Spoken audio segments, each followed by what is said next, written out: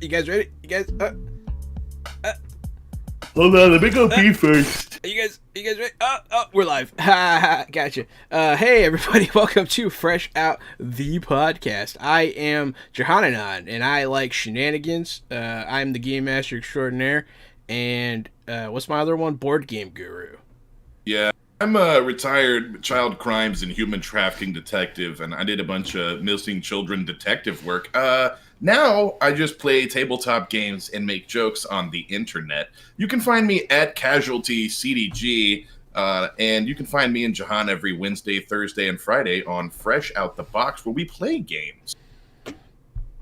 And I'm the professional media and movie mastermind, the Funhouse, Drew Munhausen, and it only took us 30 episodes before we started skimming these intros and getting silly with it. Yeah, it's our 30th episode, so how about that? I mean, Technically we had a bonus episode that came out like over a week ago or so it's 31, but who's counting? Officially numbered episodes. This is Drew's counting. Drew's counting. Well, speaking of counting, I'm actually currently, as we're recording, the WWE Royal Rumble is on, and I have it on to my side, so I might occasionally comment on live wrestling that's happening, which when this audio podcast drops, it will have already aired, so that's going to be really dumb. Drew. But yeah, it is. Yeah, really currently there's a countdown, and we got 4, 3, 2, 1. Somebody's coming out right now. Oh, who's it going to be? Who's it going to be? It is Rhea Ripley has just come out in the Royal Rumble. So there you go. Who the fuck that is? She's number 16 in the Royal Rumble. Oh, is the girls? Good chance Rumble? that she'll win it. It's the Lady Rumble right now. What's really so good anyway, about this is just great podcasting to start off. I was going to say what's great about this podcasting is that anyone who is going back in time and watching the Rumble while they're listening can sync this up to when Rhea Ripley came out. So it's almost like this is forever in history. What you should listen to while watching the 22 Rumble. It somehow becomes a live commentary episode and a podcast at the same time. You this don't is great. have to go back in time. You can just watch a recording. No, the recording, I'm saying it takes you back. Like, you can go back and watch the 22 Rumble and listen to this. It'll take you back to that time. Gotcha. And it'll be like your friends are sitting there watching the Rumble with you. I'm not supposed to talk to you, apparently. Oh, that's right. During this episode, Jahan cannot speak to me. Hey, Drew, we both speak Gary to Drew. Oh my gosh! Now that would be good podcasting. Ooh, what? You know where you can find Drew? In case you're looking for him, you can find him at Drew Munhausen and at your mother's house. You know where else you could find him, Jahan? What? You could find him in the toilet because he's a toilet lord. This has gone off the rails. This turned into fast. weenie in the butt real quickly.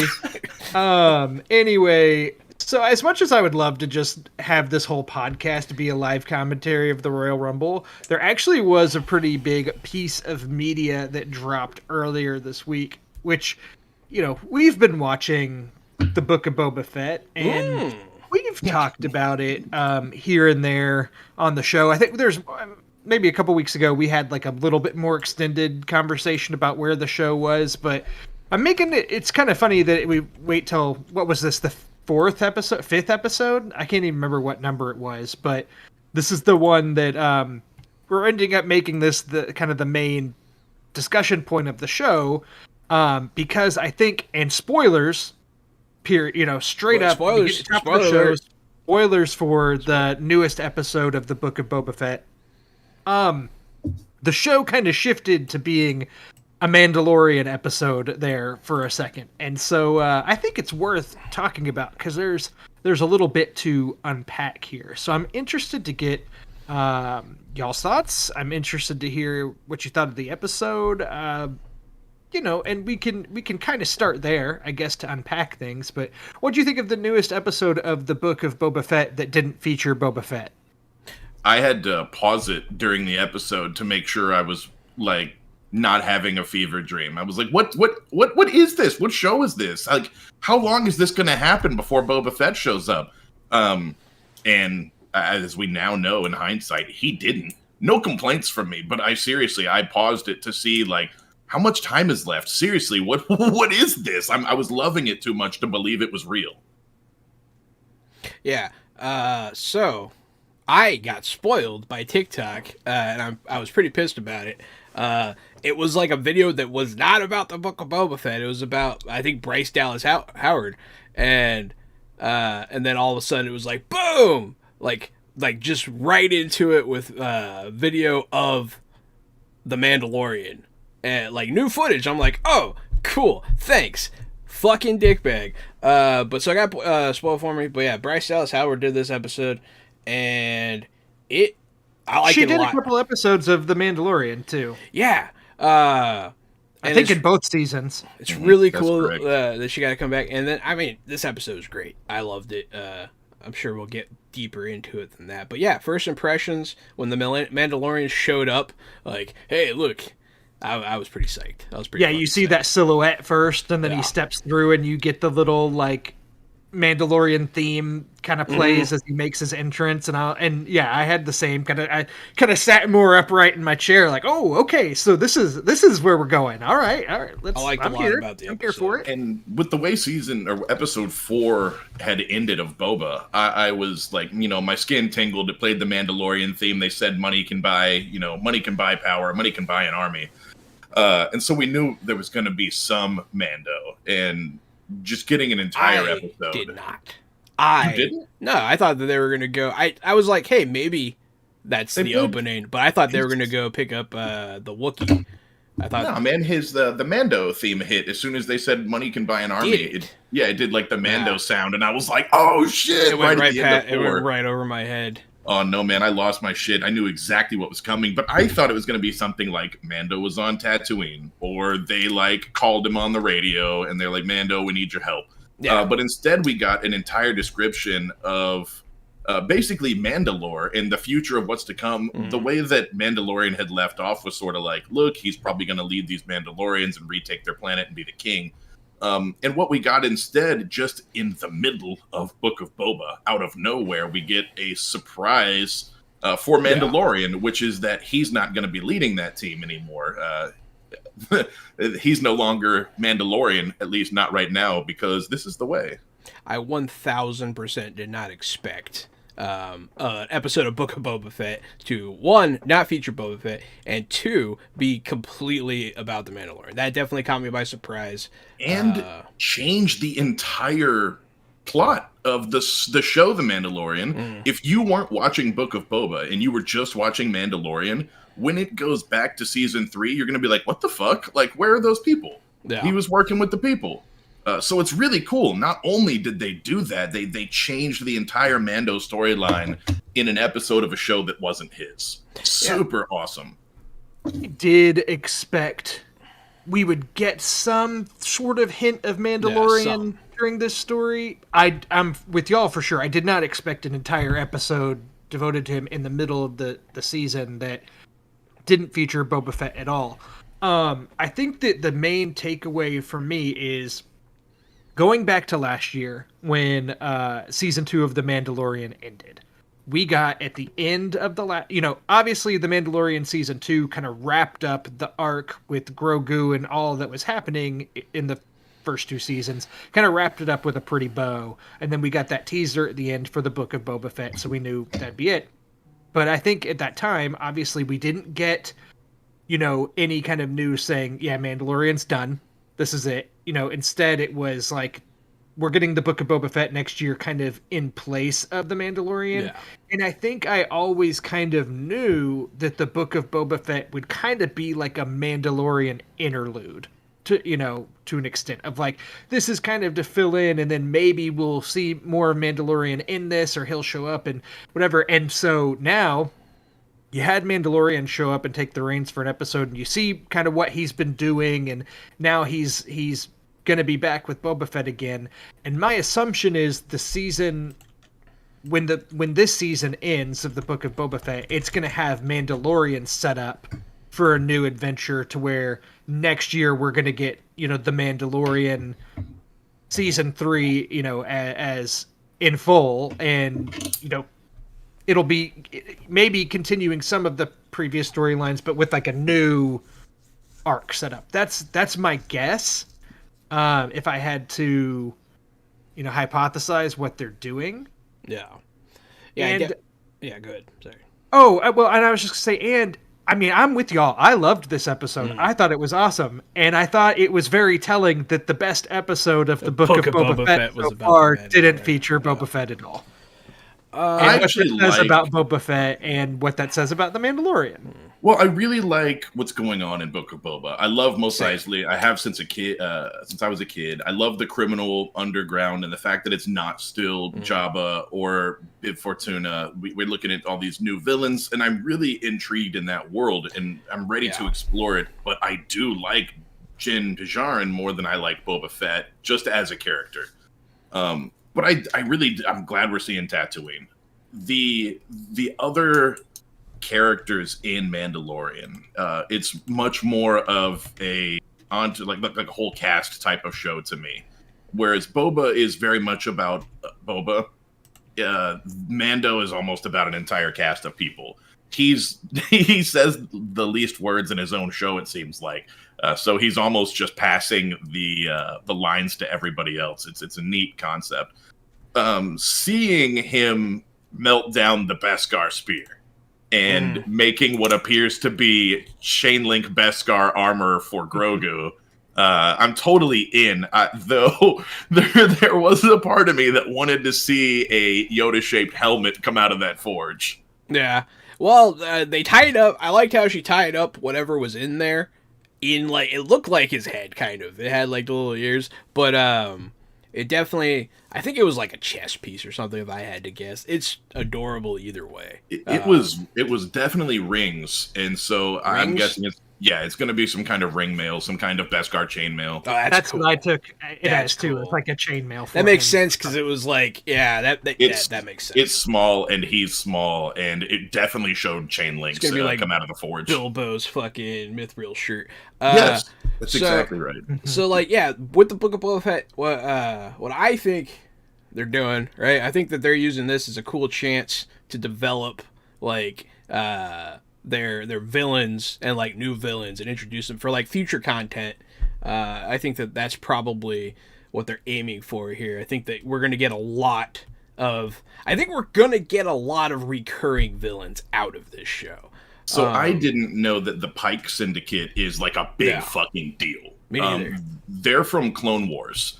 And in Clone Wars, they are one of the bad guys. They trade all the spice in the Outer Rims. And so them moving in and taking over Tatooine, they're not some small street gang. Yeah. They are the largest criminal syndicate. And now with Jabba out of the way, they're moving in to take over Tatooine. And so it's a really big deal that we, as people who didn't watch Clone Wars, we don't really know how big of a deal they are. But I think that you're absolutely right in that this show could be introducing an entire new gang of mooks. The syndicate that you could use all over the universe now. I do think that's kind of what's going on. I don't think they're going to be one and done beat in the first season of Boba to never see the Pike Syndicate again. No. I definitely think so. I feel like this episode was one of the most Star Wars things I've ever seen. you really get to see a lot of the universe and the culture. And he goes to, I like it when they go to the spaceports and they talk to the guys, and like he has to board a plane. And I really thought they were gonna fuck with him when he gave up his weapons, but they didn't. And it was just really cool to see. It was good world building. He went to a Halo ring.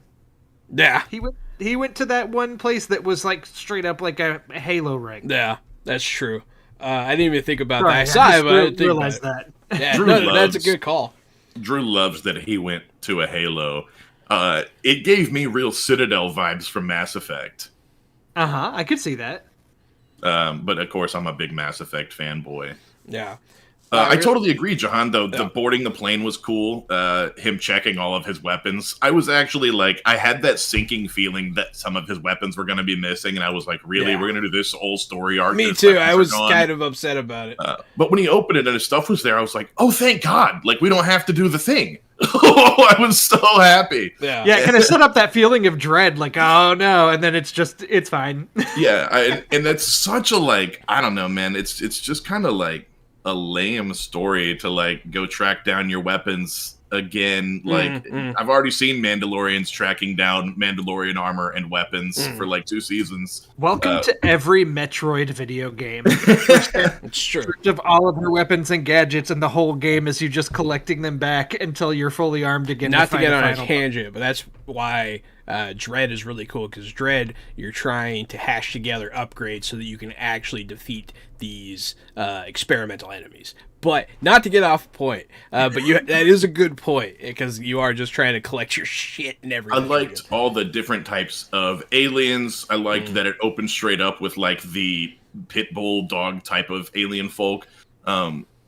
We've played Star Wars based tabletop role playing game before on the channel, and it's always really fun for me to look at the races in the background, right? All the species and all the creatures they don't use, because I always want to role play those things. Like I want to bring them to the forefront, and Star Wars has so much. They of do. that. I feel like we definitely saw some new species, which is always exciting. I think the one that paid him for the bounty in the beginning was a never before seen species of alien. I could be wrong. Yeah, that big like parrot faced squid thing. I can't. Maybe they've been there. Maybe they've been those background characters that they moved to the forefront, like you're saying. They have. It's entirely possible. Don't come at me on Twitter, or do. I don't care. It's good for my interaction either way. There was a particular part that was nothing even impressive, but for whatever reason, it stuck out in my head. Whenever he was going down to the underbelly of the ship, there's a part where he's like in a warehouse, and then a ship flies over the warehouse, and there's like a slit where you can see the ship fly over, and it has nothing to do with what he's doing. But just that kind of attention to detail in the background is what really brings Star Wars to life. And it just really brought me into the scene that, like, of course a ship flew by. He's in a fucking space station. You want to talk about detail? I saw somebody do one of those deep dives or whatever for Easter eggs. And when he's test driving his spaceship, he's going through the canyon where Anakin's pod racing in episode 1. Yeah. And there's the ramp that he breaks through the boundary and goes up. The broken boundaries there on the ground still. When we were watching that, Annie and I was like, oh my God, this is fucking Beggars Canyon. And I was like, I've fucking driven Beggars Canyon so many times. I've like flown through Beggars Canyon in like the little training craft, like the Luke's training before he ever picked up an X-Wing. I've gone through Beggar's Run in the Millennium Falcon. I've gone through an X-Wings. I've gone through in a pod racer. I love Beggar's Canyon. It's pretty iconic. It's a good one.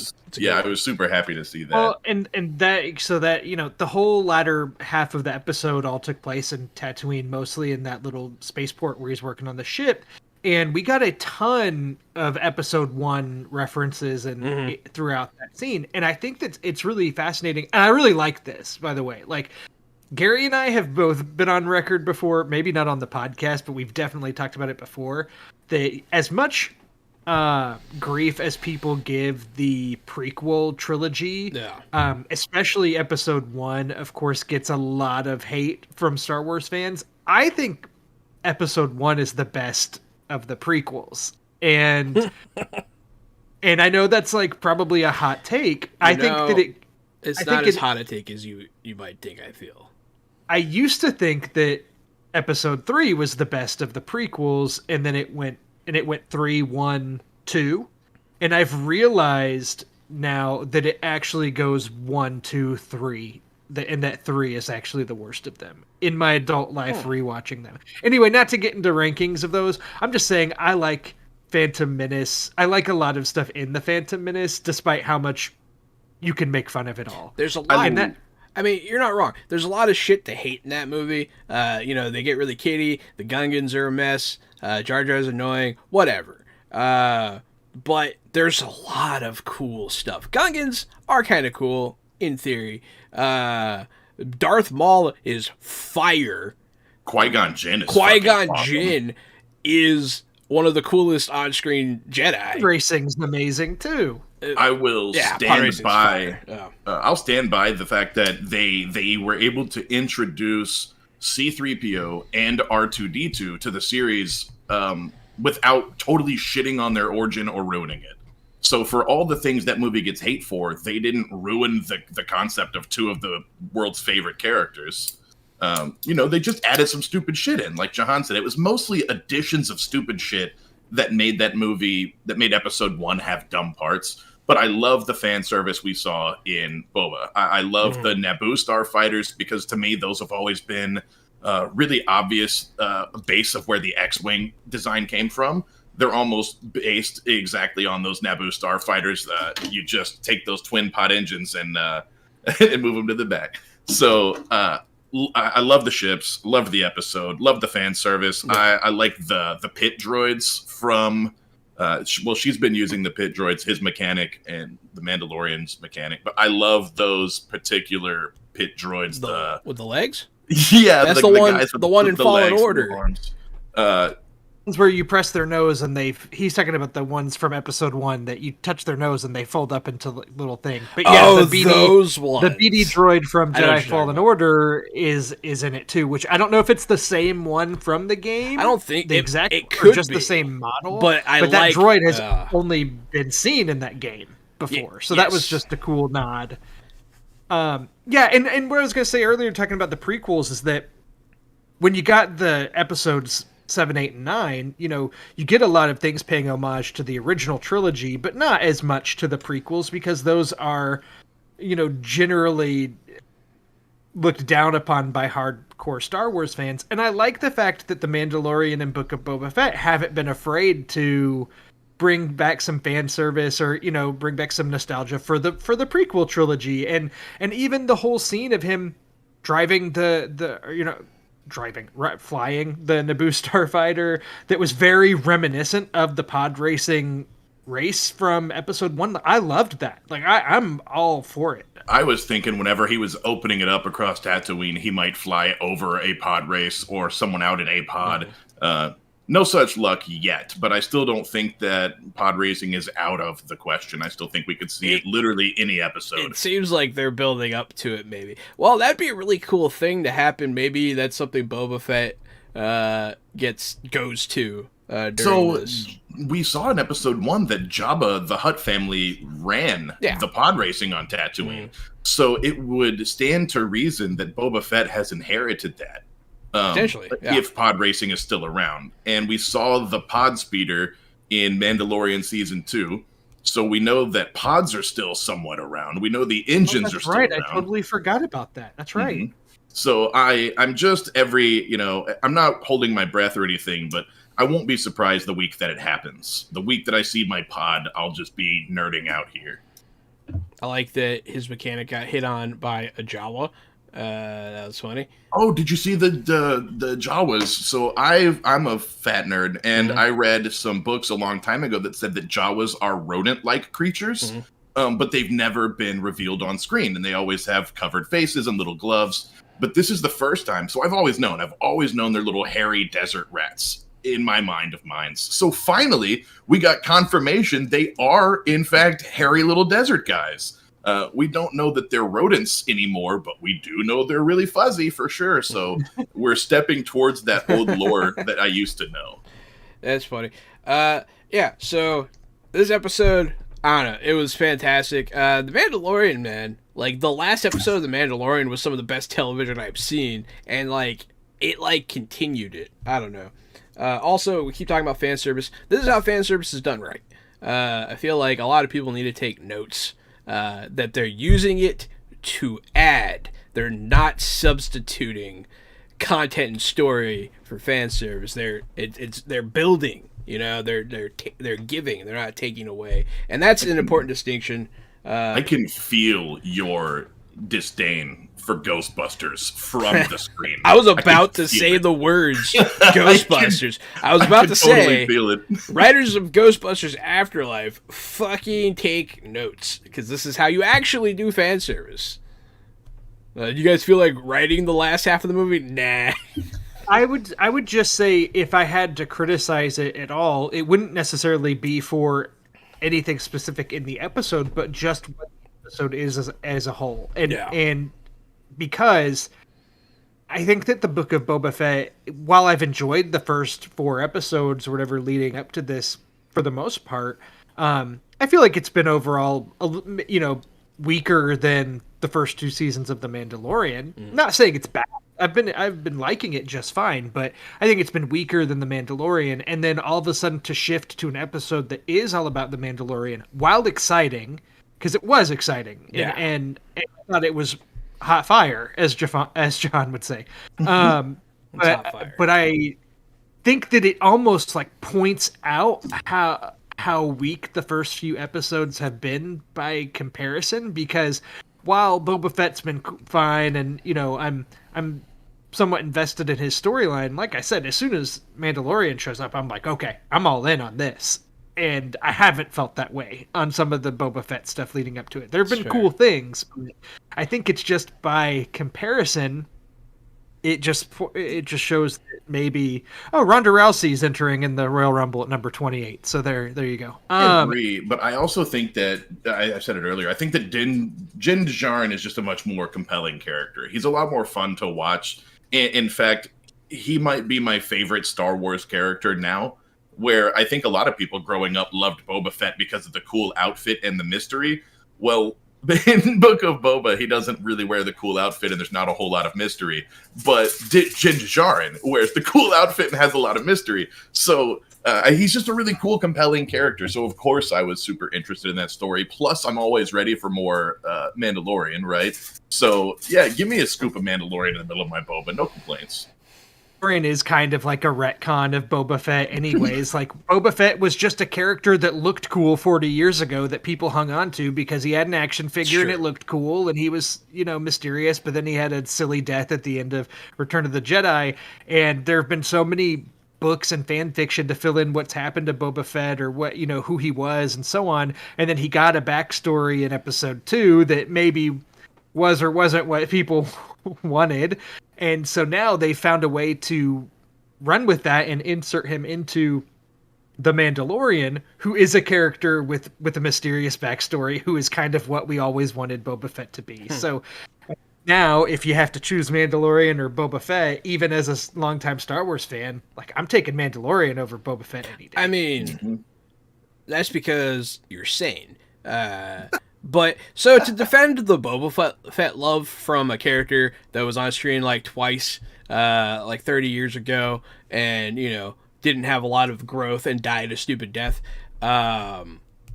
his character design itself and what he was doing specifically, like, he was the fucking intergalactic bounty hunter. That shit was sick as fuck. Period. And his design is flawless. The toys were fire. Like, I get it. You know what I mean? Boba Fett is awesome. My backpack's got jets. I'm Boba the Fett. Like, that's a banger. And we wouldn't have that without Boba Fett. So, appreciate you. I don't know. I love Boba Fett. Mandalorian, though, yeah, it's hard to argue. He's so good. And Pedro Pascal does such a great job. I love all the Game of Thrones jokes about how now he never takes the helmet off. It's pretty funny. And I think we'll be able to talk more about all of this because actually, we'll be recording episode 30 and also episode 31 tonight. So by the time that we're recording again, the Book of Boba Fett will have ended. So I think it'll be worth pointing out, when we come back to discuss this, we'll be able to talk about it all in full and see how it's impacted the rest of the season and where it goes. The other thing I was going to say, Jahan, you were talking at the beginning about Bryce Dallas Howard and directing it and how she's really good. She spoiled the show for you, but she's been great. And I was just looking because I knew that she had directed a couple episodes from The Mandalorian. She directed specifically episode 4 of season 1, which that was the one that featured like the town that was attacked by the ATST walker, if you remember. Like, pretty cool Star Wars in general. And then she also directed episode 3 of season 2, which was the one that introduced Bo-Katan and her squad, which was another good episode. So it's just like, obviously Bryce Dallas Howard, really good ones. Yeah, obviously she's got a knack for Star Wars. Like, she knows stuff. She must, be a fan herself. I heard, Ron Howard famously stepped in to direct Solo, so her dad has history with Star Wars as well. And I think that between this episode of Boba Fett and the 2 episodes she's directed before, give Bryce Dallas Howard a Star Wars movie. Like, I feel like she's proven her. I would watch that. Yeah. Let her direct a Star Wars movie. So, it can be an original story, whatever she wants. Just give her a movie. You've given me a couple of things to talk about. First off, it wasn't her TikTok that spoiled. It was some dick face. Shit. I wasn't watching it. It was some, nobody dick face ruined it for me. Fuck you, guy. I didn't even bother learning your name because you're nothing. So about the ATST, right? An episode where an ATST brings a town to its knees, right? That was the gist of it. So, as a writer, as someone that runs 3 fucking tabletop games a week, as someone who's always having to write a lot, I do it a lot. Man, it's so hard to get here. My hand's up above my head for those of you not looking at me. It's hard to obtain that level of epicness, of danger, without there's a whole Imperial, here's Moff Gideon with 30 legions. You know what I mean? It was one thing from the lore that became this story, and it takes a lot. I'll say that tidbit right there is a window into an amazing writing and directorship there. I like whenever Star Wars fixes some of their old stupid lore. There's some things that are I say that I'm sure there is some gatekeeping old fans who'd be pissed off. You can't change the lore, but I'm happy when they fix dumb things. One of which was that only Jedi can wield a lightsaber. It's dumb. And I think Han Solo uses one once to cut something open. But you can do that, right? You can barely use it as a tool, but you can't wield one as a weapon. So seeing Jin Djarin wield the Darksaber, which at first you're kind of like, is that a sword or a lightsaber? And now we have confirmation it was made by a Mandalorian Jedi. It's a fucking lightsaber. That's all we needed to hear. It's cool as hell. I love the Darksaber, and I like awesome. I love them retconning the rule of only a Jedi can use a lightsaber. Unless Jin Djarin is force sensitive. You know why that's bullshit? All are connected to the Force. All life is connected to the Force. That's why that's bullshit. Everyone has it. I guess maybe you just have to have enough midi-chlorians to use the fucking lightsaber. And that we've come full circle. That's why the prequels are fucking stupid. That one thing. Because midi-chlorians are water bears? Yeah, fucking how many tardigrades you got, bro? Cool, you can lift a tank. Sometimes you don't have to give an explanation to things, guys. Exactly. For every writer out there that wants to write a prequel to something, sometimes you can just let something be shrouded in mystery. No way. We need to explain the magic, Drew. It comes from a well. So there's a rule in writing when it comes to powers and magic, and the rule is the more you describe how that magic or power works, the more you can use it as a problem-solving tool, narratively. And I just feel like it was better when you used it sometimes, and it was more mysterious, and it was like this actual like Buddhist style religion of, you know, peace and, you know, all life is sacred kind of thing. I feel like that kind of power was way cooler. I disagree. I'm really a big fan of the Magic Tardigrade. Maybe in the Fantastic Beasts movie series, that's like the Harry Potter prequel kind of stuff going on. Maybe they'll explain that they have midichlorians in their blood. Oh my god. Wizards, and witches. And then we can find out that Star Wars and Harry Potter are in the same universe and eventually have a crossover. And then imagine the fandoms then DC. collide. Oh, man. DC should hire you, Drew. DCU needs your kind of brain. Wait, what? I missed it. What do you say? This would be the best crossover since the Jetsons meet the Flintstones. Oh my god. He said they should do a full Harry Potter Star Wars crossover and introduce midichlorians in the Fantastic Beasts prequel. And I said that they should hire him for the DCU They because that's the kind of shit they need. Once again, proving how good we are at podcasting is Jahan just outright doesn't listen to my wonderful ideas. I'm sorry, I was looking at a thing and then my bad. It's my fault. I'm giving you a hard time. I think that pretty much wraps up our Boba Fett Mandalorian discussion, would you say? I have anything 9 else more to things add on to the say. topic? Yeah. I don't know. So we didn't talk a lot about the 4th episode. I don't think we ever got to that one on a podcast. That one had Boba Fett in it. And I liked it. You're gonna have to remind me of what even happened in that episode. I'm so far removed from it now. I fucking forgot. But I remember I liked it. It's where they had that speeder chase down the street with the mayor's assistant. Was that the one? Okay. Yeah. There was one since then. No, there was one since then.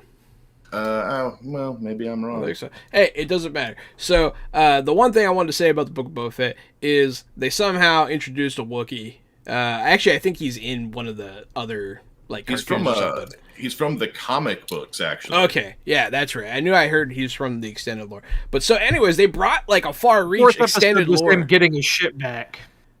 That was the 4th one. That's right. That was actually sick as fuck. I forgot about that. It's pretty funny when they got stuck in the Sarlacc pit and she dropped the mines and he was like, "Don't touch my ship." He's like, "Next time, don't do that." She literally saved their lives by unbuckling her seatbelt and hitting the landmine button. Yeah. I want to hopefully move on from all this soon, but you did just remind me of a question because they went to the Sarlacc pit to get his armor back. But didn't we clearly see in the first episode him climb out wearing his armor and pass out, and then Jawas took the armor off of him? Yeah. Yes. He didn't get his armor back in that episode where they went to the Sarlacc pit. His armor was not there.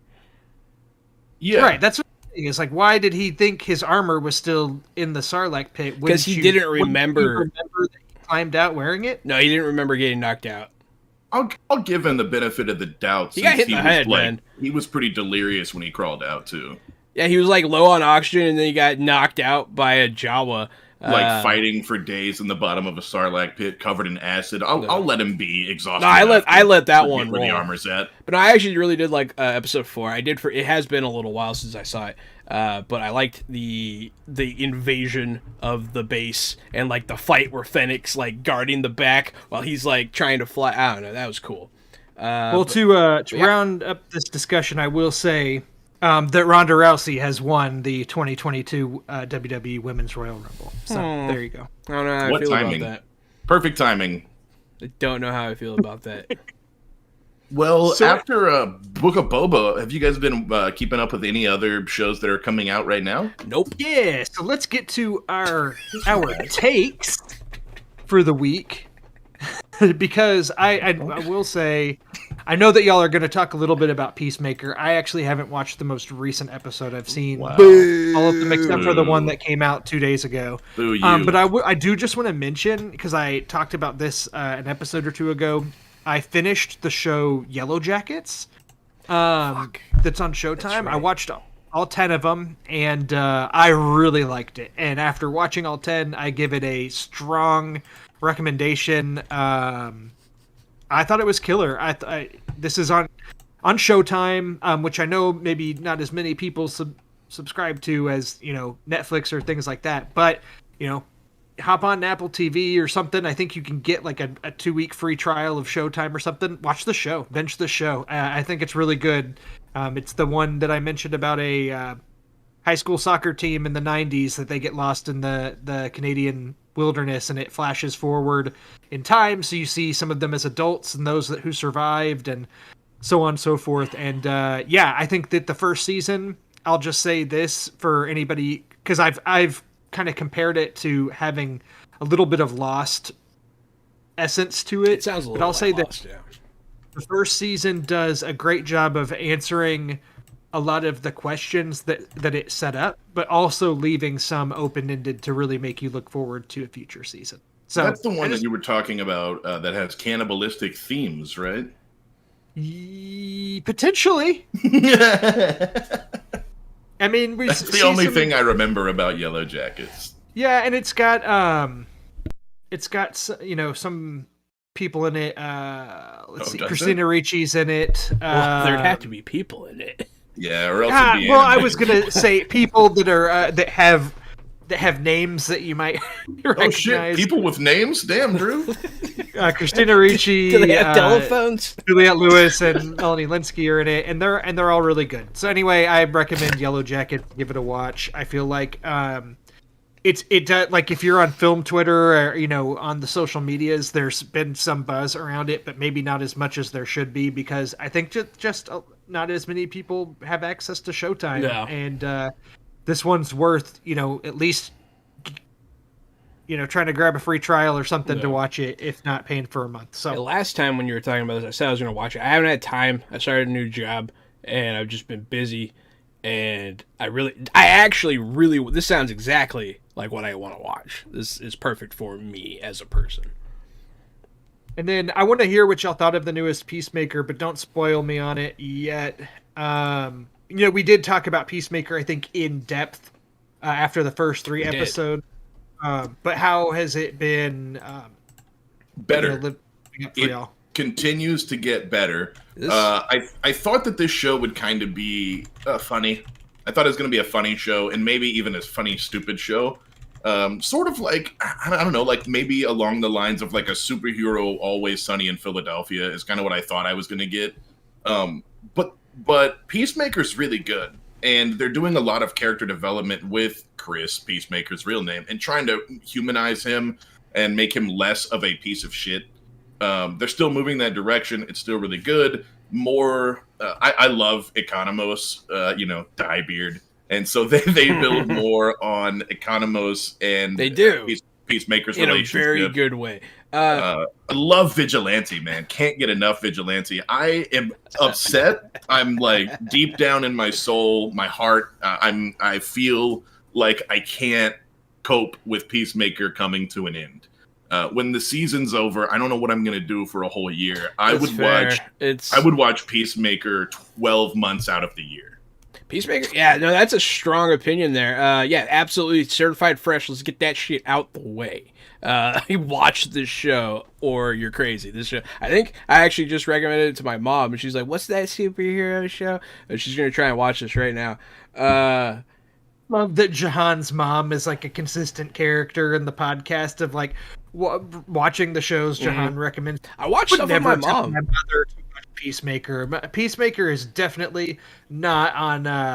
Would not be to my mother's taste.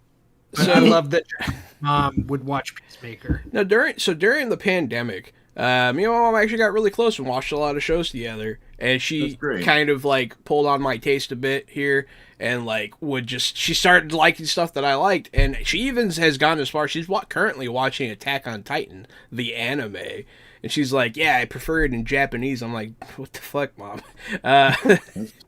And so it's just crazy. But yeah, your mom's becoming a total weeb. I'm amazed by this. My mom's becoming a weeb. My dad likes a lot of these shows too. He watches all the Marvel stuff, and he loved The Boys. I've never seen my dad laugh harder in his entire life. My dad loved that shit. He'd probably love this. But so I don't think we actually got to talk about the 4th episode, which you have seen. Drew. I have seen the fourth episode. The fourth Peacemaker, episode, but like Boba Fett, I have to be kind of reminded of what oh happened. yeah, no, I have the. So I brought up the thing. It's so I can funny. do- You remember when we were talking about the fourth Boba? I remembered at the end they played the Mandalorian theme, right? And then yeah. I also remember at the end of the fourth episode, the kind of big reveals you get in Peacemaker. And dare I say, the reveal at the end of the fifth episode is quite the one, Drew. It's quite a good one. The end of the fifth episode is fire. When you're scrolling through these synopses, Drew, make sure you don't scroll too far down because it's right there, and there's some spoilage there. We're not going to get into it. I am looking at the fourth one, and I remember this now. I Yeah, I know hope this you is where you find out he still has the butterfly alive that he took. And In the jar, yeah. Is this the one where Vigilante got In himself jail. arrested? Yes. Yeah, okay. Yeah, Okay. that was good. So this Appreciate episode it is called The Chode Less Traveled. Fantastic. Meanwhile, God Chef's damn it. Kiss. All Excellent. the names are such fucking junior high bullshit names, Yes. too. They're all so good. James Gunn is truly a legend amongst men. James Gunn has a special talent for bringing us juvenile humor at an adult level and excellent music. Couldn't have put it better. Wonderfully said, John. Hey, I thanks. definitely can say the word chode was in mine and Gary's and our group of friends back in middle Yeah. school. Definitely in our rotation of words and insults good we would fucking use word. commonly. It has been kind of lost, and thank you, James Gunn, for bringing it back. James Gunn bringing back the shows. But yeah, in this episode, so at the end of episode 3, right, they take out the family, and Diebeard knocks out Judo Master by hitting him in the head with a tire iron and a truck. Over and over and over. I thought they killed him, but apparently I think Judo Master is going to be, just unfucking killable. Because in this episode, he takes one to the chest, and then he's on the couch with, an IV and stuff. But, spoilers for And Peacemaker Economos. episode 4. Economos wasn't just hitting him with the tire iron. He was, blasting him in the back of the fucking head over and over while he was Dude, already on the ground. He was wearing a helmet. It's like the worst place you could hit somebody with a tire iron. He was wearing a helmet. I don't know the extent of if he has any powers. But this episode was great, man. It was hilarious. I loved the Judo Master escape. I loved when Vigilante was in the jail talking shit to white supremacists. Oh I my can God. watch that all day. I can watch white supremacists get beat up all day, every day, forever. The stuff that Vigilante was saying was so fucking good. funny. So good. I actually hadn't seen Vigilante in anything before. That actor, I don't know him from anything, but he's from stuff. He has a small part, I know, in the Harry Potter movies, in the latter ones. That's And funny. I think I saw that he was in Pitch Perfect. Okay. Yes, he was. He So, was supposed to be someone else too. He was somebody dropped out and he took their spot. I don't remember who. You know what? He totally gives me a Kick-Ass vibe. I don't know if you guys remember the Kick-Ass movies. Yes, Yeah. Gary. Of course we do. They're Well, fantastic. Vigilante is very kick-ass reminiscent, actually. Now That's a that you- good. reason point. Yeah. The reason I had to phrase it that way is, Jahan, is because anybody listening just heard, it reminds me of Kick-Ass, and they may not know what the fuck Oh, that's fair. means. For the audience benefits. Vigilante, Yes. Vigilante seems like he was yanked out of the Tick and yanked out of Kick-Ass and smashed together, and I love both of those things. It's just Peacemaker's such a fun show. It's my favorite thing I'm watching. Bro, I didn't realize how badly I missed the Tick. The fact that they're giving me the Tick makes me so fucking happy, man. It's James Gunn needs to do the Tick. They need to. Disney needs to pay him Hulu money to do the Tick on Hulu. no. James Gunn needs to fix DC. That's what James Gunn needs to do. Because I don't know if he could, because his niche is very specific. It's taking these obscure characters and making them everything, which is it could help build a foundation for DC to not be a huge piece of shit. But who knows? In an alternate universe, there's James Gunn making the new X-Men movies, and that's the universe I want to live in. Who would be the main characters of that? I don't give a shit. Let's see, The most Jubilee, obscure X-Men characters you can think of. Dupe, Dupe, Maggot, Puck, yeah, Maggot would be Puck one. for sure. Dude, Maggot would be so good. All right. We could do this all day, also. But I James kind of Gunn, want. right? Just James Gunn, certified fresh out the box. Absolutely. James Gunn's the man. I watched the newest Peacemaker. It just dropped on Thursday, and I honestly haven't had much chance since. It's all good, man. We all have day jobs now, and fucking Jesus, like. Also, on HBO Max, if you guys don't mind, I've been watching another show on HBO Max, Righteous Gemstones. Oh, go ahead, John. I'm sorry. So I had a little bit to say about episode 5 without spoilers. Okay. Because we've seen John Cena in a lot of shit, right? Like a lot of stuff. And John Cena, just let me interject. We always thought The Rock was going to be the funny one, right? Growing up, The Rock was hilarious in wrestling, and John Cena was kind of a fucking robot, kind of a muscly robot who wasn't that funny. But on screen, ever since John Cena was on that Saturday Night Live episode where he talks about bananas, that was so fucking funny that I knew John Cena's comedy chops. He's got it. And in the Suicide Squad, if you will, he was so fucking funny. And in Peacemaker, he is just so fucking funny. He's so damn funny. John Cena's funny. Yeah, Go ahead. Exactly what I want to talk about. John Cena is hilarious. So I've seen him in a lot of stuff. He's been in like the Marine. That's the only one I can think of right now. But he's been in a lot of stuff. 12 rounds. 12 rounds. Yeah, there you go. 12 rounds. I was actually thinking 12 rounds. He did a bunch of was in- WWE movies, and he's kind of He was in started to Trainwreck, go. that Amy Schumer movie. Trainwreck was kind of the one that really started his post WWE movie career. That's like not, all the, because he did that, and he did Blockers, and he did do a kids movie where he was a firefighter or something like that. I can't even remember what it was called. I can't hate a guy for doing a kids movie, especially not one of the most requested Make-A-Wish actors ever. The most, right? Isn't he number He might one? be the most. Yeah, you can't fault him for doing a kids movie. Yeah, I think he's fulfilled more Make-A-Wishes than anyone else. That's so By like almost double. Yeah, no, he's a lot. It's John a Cena's a king among men for sure. He's a great guy. I hope he's actually as great as he seems. But so I think it started in episode 4. Because like the way episode 4 ends and it leads into episode 5, I'm not going to spoil it for Drew. But it was kind of the first time ever that I didn't see John Cena. Like I saw the character he was playing. He was the character. He gave me the acting.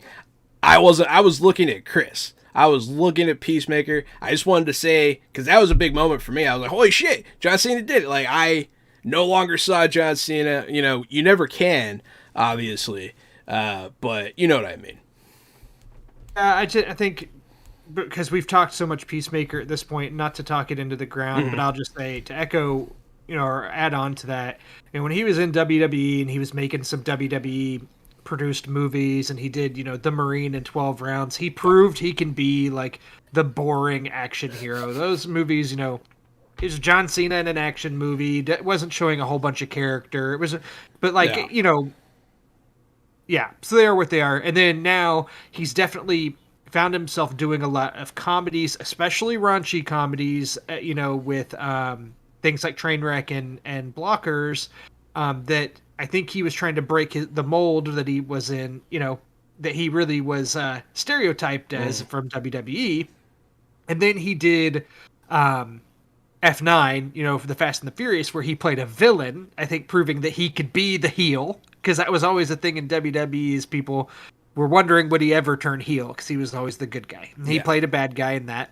And now here he is in the Suicide Squad, in another big blockbuster, playing like an anti-hero, a bad guy, but proving he can be funny and do action. And now Peacemaker, the series, I think this is really, I think we're all kind of sold on Cena now as Cena the actor. Like, yes, put him in more stuff. Let him do comedies. Let him do action. Let him do whatever. It kind of is like what happened with Chris Hemsworth, right? In Thor, we thought he was just going to be like the boring Norse god, and then then all of a sudden you have Taika Waititi at the helm of a Thor movie, and you realize, like, man, Chris Hemsworth is actually pretty funny. Yeah. And now he's one of those guys that can do action and throw some comedy in there. And Cena can kind of do that too. He just has his weird kind of wrestler bulky frame still. Cena's also he's getting old, so I think that Schwarzenegger still did movies and stuff, right, up until still now, and Stallone, but Cena, this might be his big role. Peacemaker might be John Cena's big career role. He's already was he pushing 50? Was he 46 now? 47? Now they got to put him in Rambo 8, Second Blood. Again. Cena is 44 years be in old. That still. Cena's 44. Okay, so, he's probably got 10 more years of being like a badass action star, right? And then he'll start to be an old action star. So he may still have some good roles under him, but I really do think that Peacemaker is going to be one of his career kind of standout moments. Yeah. I really do think it's that good, and I think his performance in it is that good. I think if you swapped out John Cena for somebody else, the show wouldn't be as funny. I think he makes it as good as it is. You heard it here, folks. Time's coming for us all. You better watch out, because we're all going to die. Yeah, if John Cena can die, you can die too. Oh boy. So, okay, we'll transition from that. Gary, tell me about Righteous Gemstones. You started to mention it earlier, so let's get into some other stuff we've been watching. Yeah, so I'm a big fan of Righteous Gemstones. I love the first season. I'm loving the second season, which introduces a different kind of story, a different kind of plot. The first one's really driven by Danny McBride's bad sexual exploitations and drug use, and it's kind of built around, this fuck up son of this giant rich mega church and how they have to cover up his bullshit. And he tries to take it into his own hands, and Danny McBride is an idiot asshole as usual. The second season is more of a murder mystery. So there was a detective or investigator in town, like a media investigator, who supposedly had some dirt on the family, and he wound up dead. And it was of course, the idiot Gemstone kids this time who come across the body. So it wasn't Danny McBride who fucked up, but it looks like it was Danny McBride who fucked up because they came upon the murder scene. And so it's kind of a whodunit, and it's kind of a fingers pointing type of thing. And they bring back some old characters from season 1 that you almost assuredly wanted to see again. Whether or not you needed to see that character remains to be seen. It was almost a fan service type of thing. And it's Walton Goggins. Walton Goggins was in the first season. He was hilarious. He hasn't really been in the second season. He probably just popped up for this one episode and he's gone again. But it was great to see him bring back his role as Baby Billy Freeman. The whole show is very dumb and very stupid. I can't recommend it enough. Initially I wouldn't say to any of my Christian friends, I would say ignore this show. If you like church and you respect church and religion, this show shits all over mega churches. It doesn't shit on Christianity, and it doesn't shit on faith. It shits on mega churches. So if you don't like that type of thing, I think you can still enjoy this show. Blake and Ben, both of those guys are very Christian, and they go to church every Sunday. They play in the bands. Both of them love Righteous Gemstones because they can see the comedy in it, right? They know that it's not a direct attack at religion. They're joking about these ultra rich assholes. Eric Andre's in season 2, still loving Eric Andre. He fits in perfectly. Like, if you asked me to write down a list of asshole idiots in Hollywood, I think Eric Andre would make the list. He just always seems like such an asshole idiot. He is such an asshole. So he just fits in so great with Danny McBride, who is most certainly an asshole idiot. Looking forward to more Righteous Gemstones. It comes out every Sunday. It's on HBO. And since I'm already watching Peacemaker, it's easy for me because if I miss an episode, I'm like, oh, that's right, Righteous Gemstones. And so I can watch it before or after. But to be honest, I usually catch it Sunday night or first thing Monday when Annie gets home from work. Nice. Yeah, it's a weekly show for us. I think it's certified fresh out the box. It's a very funny comedy, and there's not a lot like it. What I've seen of it, I would absolutely say that's correct. Yeah, it's very funny. It's what turned me around on Adam Devine. I've tried watching Workaholics. I've always liked Adam Devine. I didn't like him in Workaholics. I thought he was just the most annoying character. And sometimes it's funny, but annoying isn't funny for long for me. And his shtick can be funny at times, but I can totally, when overdone, it's too much. Absolutely. And then after Workaholics, there was Adam Devine's House Party. It was like a stand-up Comedy Central show he had, and he was the same in that. It was like sort of bits in between where comedians would do stand-up, but in between it would be a really uncomfortable planned scene with Adam Devine where he was just kind of being a stupid fucking Adam Devine. But in this one, with him, his silly Arkansas type of Southern drawl and talking about his daddy all the time and how his daddy's so great and daddy will do this for me. And he's just like over the top closeted homosexual. But, since he works, since his dad's in charge of the church, he's very closeted about it. So his character is just hilarious. And I just can't get enough Adam Devine, which, a few years ago, I never thought I would say. It totally turned me around on him and Danny McBride. Love them both so much. Love them both too. And yeah, Eric Andre. Last thing I remember seeing him, I think he was on the Jesselnick offensive, and he whipped his dick out to the crowd because someone dared him to do it, and so I think that might have something to do with why that show got canceled. I think you're actually right. I think that's exactly why it got canceled. I think he got Anthony Jeselnik. So yeah, that guy definitely makes the list of Hollywood assholes. Gary, anything else you've been watching that you want to mention? That is all I've got. Other than that, I've just been watching Peacemaker and Book of Boba, which we already talked about. Those shows, 3 shows been taking up all my time. I think that's fair, though. Yeah, I've got a couple things to mention, which actually it's a couple rewatches. When No Time to Die, the newest James Bond movie, came out back in October, I talked about it then. And to summarize my thoughts, if I remember correctly, I was kind of disappointed in it. It was fine, but I think I just had expectations of what I hoped it would be or thought it would be, and it didn't live up to that. And not to say I didn't like it, it's just, I was expecting it to be kind of the end-all, be-all for Daniel Craig's James Bond run. I rewatched it on 4K UHD disc, of course, because I have it physically.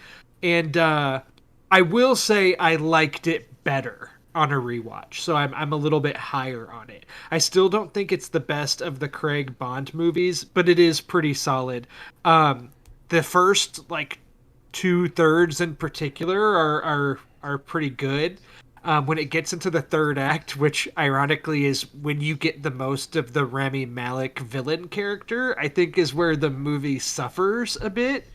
But a lot of the emotional things in the movie that they tried to do worked better on me during a second viewing. So that's all I'll say. I don't want to get in any spoilers there. I think there's probably still a lot of our audience that haven't seen that movie. I don't think y'all have seen it Seeing either. movies nowadays is weird, yeah. No, I actually did see it, believe it or not. Oh, okay. Okay, Interesting. good. And I actually had the opposite experience because I was like, this is going to suck, whatever. And so I went into it with low expectations and it exceeded them. So the action was dope.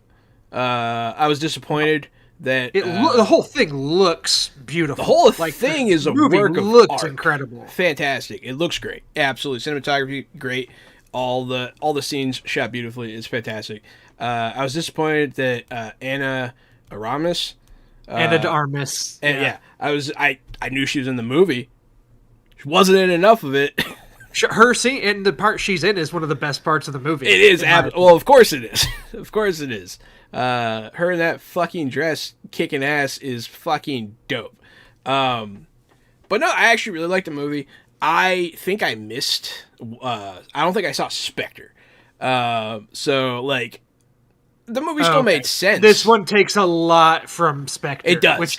Which is kind of the most hated of the Craig movies in general, which is funny because this one builds off so much of the story from that one. I actually thought this movie was great. I think it's worth a watch. It was a good action movie. I watched it with my family. We all liked it. It was entertaining. It is an entertaining action movie, worth a watch. And it ended. I liked the end. I had no issue with the ending whatsoever.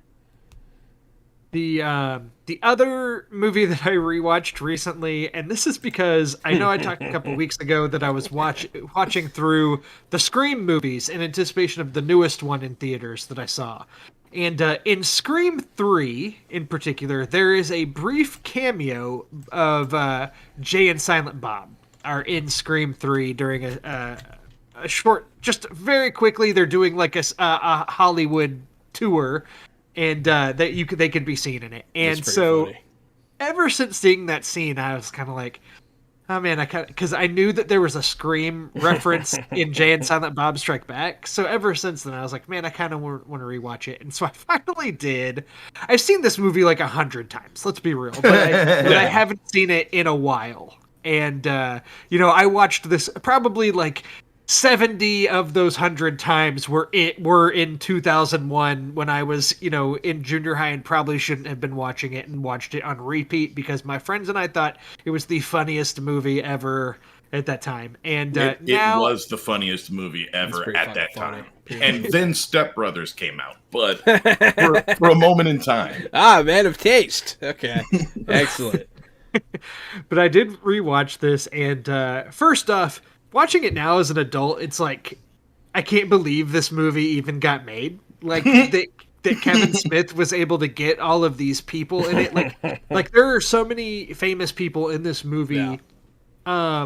But especially, like, this was Will Ferrell's in it, but it's Will Ferrell, pre-Anchorman and such. So it's like, this is actually right as he was a big hotshot on SNL. This would have been time Ferrell. Yeah, this would have been one of his first big Hollywood plant the flag type of moments. He was doing some movies and stuff, but he wasn't like Will Ferrell comedy superstar at the box office like he eventually kind of became. And of course, he had done like Night at the Roxbury before that, but that's a Lorne Michaels produced movie, and so I think he had maybe even a couple more than that were Lorne Michaels involved. But I remember it was great to see him. It was great that he had a role. Yeah. Please tell me that when you rewatched it, you realized how awful he was. Oh yeah, there's some really bad lines. There's a lot like. I love Kevin Smith as a person. Like, he's great. I've seen him live when he came to Houston a few years ago. We were trying to go to that. Fuck. I love Clerks. I love Mallrats. Mallrats is one of my favorites of his. And I'll say this. Kevin Smith has done amazing things for indie cinema in general. Yes. Awesome dude. Great podcaster. We're a podcast. He's a great podcaster. Just super nerd to the max. I've really liked his Masters of the Universe stuff that he's doing now. But I'll say this. As great as Kevin Smith can be, as a director, maybe not the best film director of all time. I don't think Kevin Smith would argue with you. I don't think he definitely wouldn't argue with you. You were exactly right. And watching Jay and Silent Bob Strike Back, it's very evident. This is just a movie full of Easter eggs and fan service for people that have watched his previous movies. There's multiple times in the movie where they make jokes about the fact that this is a movie and they look at the camera, that kind of thing, which some of those asides are kind of cringy. See, I have no issue with... so I've actually seen this fairly recently, believe it or not. For shits and giggles. It was different than I remembered, that's for sure. But it was still great. There's for sure some humor that doesn't hold up. That is maybe not very, sensitive to. Yeah, sure. They actually got in trouble for that when it first came out. No, that's true. They got sued. But I do like a lot of the things this movie's doing. One of the things that stuck out the most on this recent rewatch is Chris Rock. Okay. When Chris Rock shows up in this movie, dude, he is on another level compared to everybody else. You spitting this coffee? He is. He probably gave me the most laughs in. He's so good. So when he's fucking with that intern, does your father know you bring a black man? That shit's so. I cried. Like, even now, like, I was dying, man. Chris Rock needs to be... I don't know what happened to him, man. He needs to be in stuff that's not grown-ups. Chris Rock's fucking hilarious. Just a quick asterisk on this, Drew. We were just talking about Will Ferrell's career, and it looks like 2001 is when Jay and Silent Bob came out, which was a good year for him. He also was Jacob B. Mugatu in Zoolander. And I know the two movies that they say really put him on the map were Old School and Elf, and both of those came out in 2003. So this would have been 2 years before he was super hot shit. Yeah, I think Elf was the one that was like Will Ferrell leading man. Yeah, and that was the one that made him, I would say, a household name. If you weren't already watching SNL, Elf put him in your house. Elf put him there, and then Anchorman solidified it. Is what I would say. Yeah. So anyway, Jay and Silent Bob Strike Back. What else is there really to say? To bring it full circle about the Scream conversation, I haven't researched this. I haven't looked up. Surely they're both Miramax movies that probably had to be filming at the same time, and that's why because Wes Craven makes a cameo in Jay and Silent Bob Strike Back. Everybody's in that fucking movie, man. Mark Hamill's in that movie. They had to be like filming next door to each other on the studio lot or something. Anyway, so that's I fucked the pie. But yeah, will always hold a special place in my heart. Of all his movies, of all Kevin Smith's movies, you said Mallrats and Clerks. If you had to pick one, what would be your favorite, you think? Oh, for me, it's Mallrats. Mallrats. Yeah, I actually really liked Mallrats, but Clerks has an extended universe, which I like. The Clerks cartoons, in fact, were really, really funny. I have not watched Chasing Amy and Dogma in a very long time. Like I also haven't watched Dogma since it came out. I was looking for when Clerks 3 comes out. It's coming out. Yeah. Oh yeah. It's in pre-production. I just found it. It's in pre-production as of July 19th, 2021. So we're looking at almost, 6 months ago. I was going to say almost a year ago, but not quite. So I guess if it's in pre-production, we're still looking for maybe a year or two. Yeah. But I'll watch Clerks 3. I definitely will. I would go watch Mallrats 2 in a heartbeat. Jenny's a huge fan of Kevin Smith. I'm a huge fan of Kevin Smith. Seen all his stuff, including Tusk. I saw that in theaters. Man, what a movie. But yeah, Kevin Smith is great. Loved his He-Man. And yeah, I agree with everything you said. I think my favorites are definitely Mallrats, Clerks, and Dogma. I don't know which one I would pick, actually. I really like Dogma. It's fucking funny. Let's see. I'll say one other thing. I only have one other thing that I watched that I'm going to talk about this week. And this is part of Drew's Oscar Minute recurring segment. And I watched on Apple TV Plus. This movie is on Apple TV Plus. The Tragedy of Macbeth, which is directed by Joel Coen of the Coen Brothers, but just Joel Coen. So without Ethan. So that's worth noting. And starring Denzel Washington, Frances McDormand is in this as well. And where are y'all at on Shakespeare? Let me just ask you that. I know more than you'd expect me to. Yeah. I like do you it. enjoy Specifically Macbeth. I actually really like. So Shakespeare, a lot of my early experience with Shakespeare, obviously school, but then Gargoyles is actually thoroughly steeped in Shakespearean lore. It's almost entirely Shakespeare. And so that was a huge thing for me as a kid. I really love Macbeth. I've even gone as far as to attempt to read it. It's a bit of it's a hard read. And I love Denzel. So I actually think I might watch this. I love Denzel Washington. Yeah. Well, I saw Gary was shaking his head. Yeah, I really respect what Shakespeare did for like theater and writing and stories and his contribution to just live theater and performance. And I think that absolutely you have to know Shakespeare in order to enjoy a whole lot of things, in order to see the references and understand them to a deeper level. And a lot of writers, base things on Shakespeare, which to me, like, they think they're being real awesome when they do that. But I think you're being a real shit dick when you do that, and you should write your own fucking story. So I'm kind of torn. Like, this is why, actually, now that you asked this is why I shit on West Side Story. Because even without seeing it, it's Romeo and Juliet. And so not from an acting standpoint or a directing standpoint, but from the conception of the script standpoint, I don't fucking like it. I already don't fucking like it. And so Shakespeare, yeah, Shakespeare's fine. And if you're doing a Macbeth, I guess that's fine. But if you think that you wrote some new shit and you're being so creative with your modern take of Macbeth because you changed some names around, then I think you're an asshole.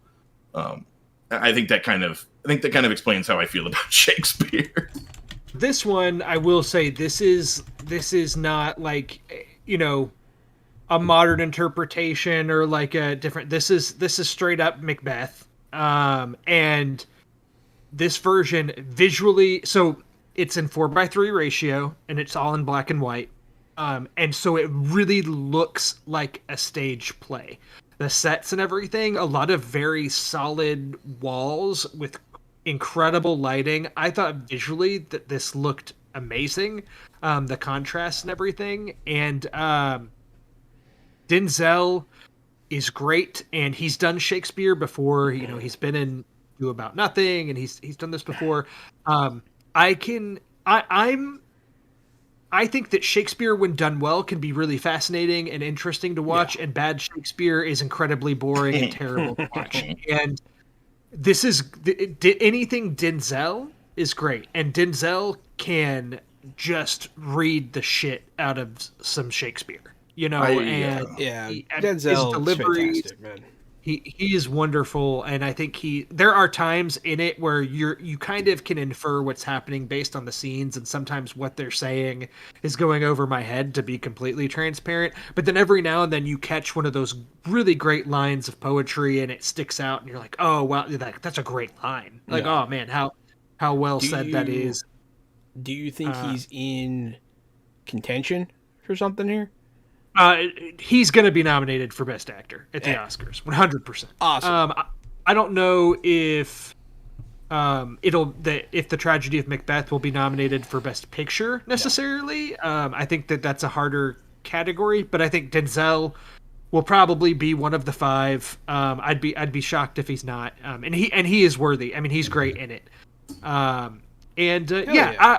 would say if you're a fan of Macbeth, or you're a fan of Denzel, or you're a fan of the Coens, give it a watch. It's on Apple TV Plus. You can stream it at home.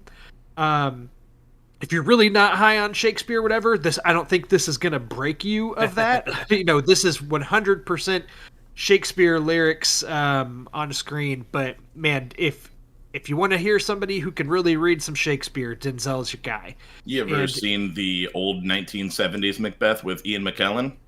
I've not. That one fucking goes hard, too. Maybe. Ian McKellen can read the shit out of some Shakespeare. If I have it was forever ago. I don't remember seeing it. And there was one a few years ago with Michael Fassbender was in. I didn't see that one. I've heard it's kind of a slog, but there have been, even dating back to Orson Welles did Macbeth back in the in the 40s, and there've been a lot of like pretty stellar interpretations, and this is another good one. And it's only like an hour 40, so it's like pretty brisk to watch. There's a lot of stage actors in the movie to fill out the rest of the cast, which I think is interesting and really lends itself to what it is, which is theater on the screen. So that's where I'm at on Tragedy of Macbeth. Is that I was pretty high on it, but I'm not saying that if you like Shakespeare, this is going to be the thing that sells you on at all, because it's not. But Denzel knocks it out of the park, and I interestingly enough, I think Frances McDormand as an actress is pretty brilliant, and I think she's kind of the weaker link in this film. She's just kind of Frances McDormand doing her thing and doing Shakespeare, and I found her less interesting. But Denzel's wonderful. You said the witches in it are fantastic. The main actress that plays the witch is great. You said it ran like about an hour and a half? Yeah, like hour 40. I went and looked up the other one, the one with Ian McKellen, and that one ran 2.5 hours. Because I was like, that one seemed pretty fucking slow, even though it was good. But yeah, I like the idea of cut about an hour off of that. Yeah. This one moved quickly. And also just like choosing, not to get too much into it all, but just Macbeth, having him be older, and a lot of the choices here are just very interesting.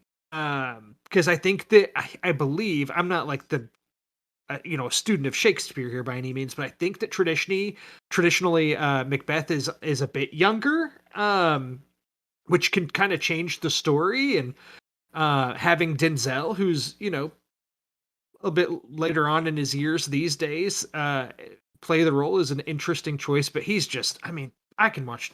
He's one of our greatest living actors. I mean, let's be real. So no surprise there. I would not argue with that. But even still, when I'm watching Shakespeare, any Shakespeare, like every now and then you hear one of those classic lines and you're like, oh yeah, that's from this.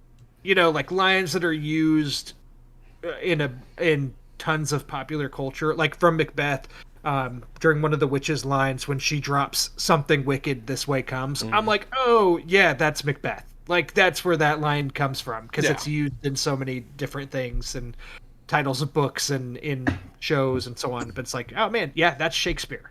So there you go. So I think that's all I've got to say about that. That's all I've been watching. Is there anything else that y'all wanted to bring up? I had something time sensitive I wanted to share with the viewers. This is your little. I was going to push it to our next episode because we're going to talk about more video games next episode. But there is the Steam Lunar New Year sale going on right now. It is like a big sale. Like you're getting 80% off to like 50% off. A lot of good titles. I personally will be talking about. I purchased Days Gone, which is formerly a PlayStation exclusive that I've always wanted to play. You guys know I'm a zombie head. It was 40% off. And it also had that Beaver game I won't shut the fuck up about, Timberborn, but it was that was only like $5 off, so I was like, I could wait on that one. But I got Days Gone. They have like Horizon Zero Dawn is like 60%. I don't know, man. There's some big sales. If you are a PC gamer, this is your wake up call to go buy. At least buy something. You know what? Jahan told you, go treat yourself. Buy one of these sale items. Your life will be better. Capitalism rules. You guys remember how last week I told you that Rainbow Six Extraction came out and I was going to tell you all about it next time we were on the stream? Yeah. Yeah, we're going to do that next week. We're going to do that next week. Yeah, thanks for tuning in. I'll tell you about it. I promise. Next week I really will. Yeah, next week we're doing a lot more game stuff. So you can tune in for that. But I think that's it for our fresh takes for our Boba Fett. You guys got anything? All I was going to say is that I've got Pokemon Arceus, the new open world Pokemon game, just came out yesterday. I literally have this purchased and downloaded on my Switch, but haven't even played it yet. So that's all I can say is I want to play it. And I have it, but I just haven't had a chance. I want to play it. I've seen some gameplay footage. I'm excited. I also badly want to play it. But I guess that's it for us for Fresh Out the Box. The Royal Rumble still rumbling on over there while Drew's... Currently, it's Brock Lesnar versus Bobby Lashley in a title match. So before Bobby Lashley is back. Oh yeah, he's been back for a hot minute. I didn't know. Is he still a heel? He was a heel when he came back, and he was still in hella good shape. Yep, that dude's a monster, dude. I hope he beats the shit out of stupid Brock Lesnar. But yeah, so we've been Fresh Out the podcast. I'm Johananon at RockFact on Twitter, at Johananon1 on TikTok. I'm Casualty CDG, and you can find me at Casualty CDG. You can find me and Jahan here, twitch.tv/Johananon every Wednesday, Thursday, and Friday, playing board games and tabletop games and meeting new people and always trying to do something new and fresh and show you new, cool, fresh stuff. So if you're into that and you want to see people improvising and making silly character voices, you know where to find us, baby boy. And I am Drew Munhausen at Drew Munhausen on Twitter, and this has been episode 30 of Fresh Out the Podcast. Thanks for listening. Don't forget to hit us with the hashtag Boo Drew. All right, see you guys.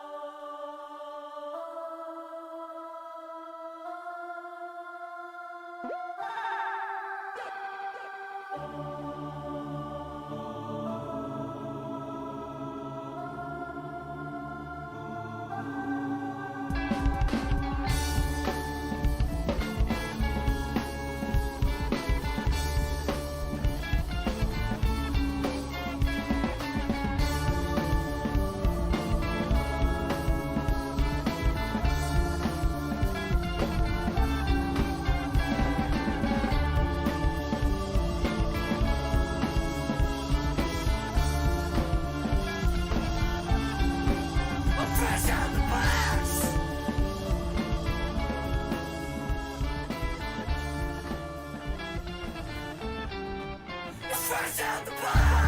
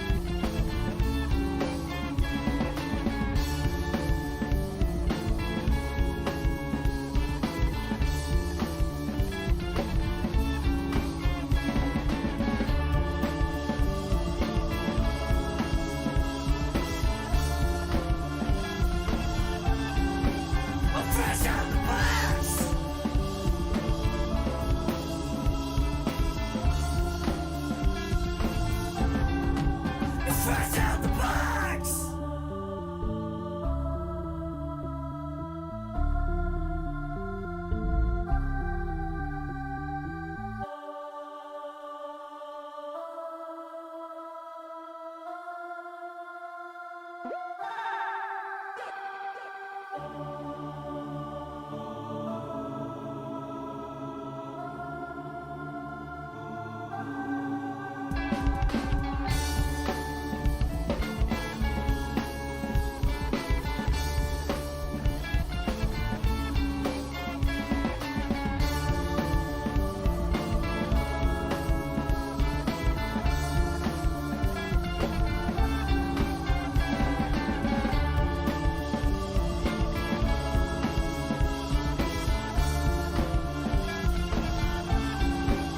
Fresh out the box.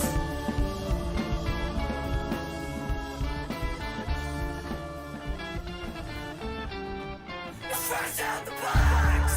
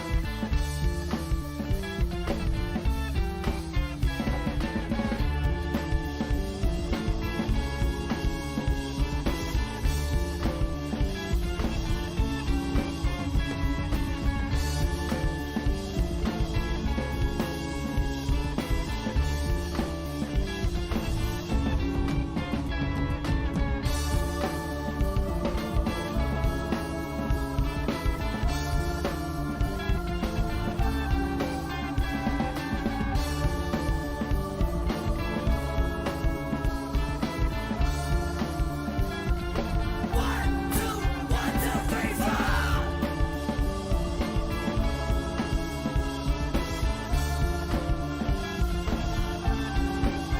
Fresh out the box.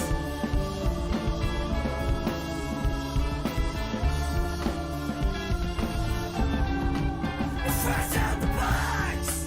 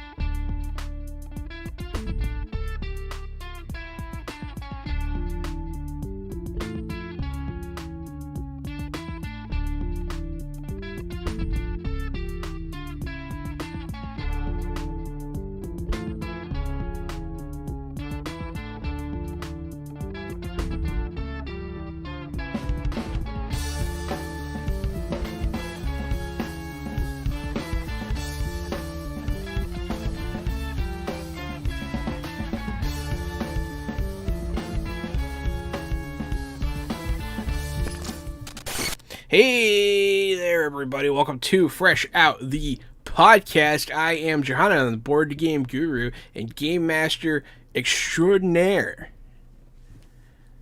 I'm Casualty CDG, and you can call me Casualty CDG. You can find me at Casualty CDG, and I used to be a detective, and now I'm a games guy.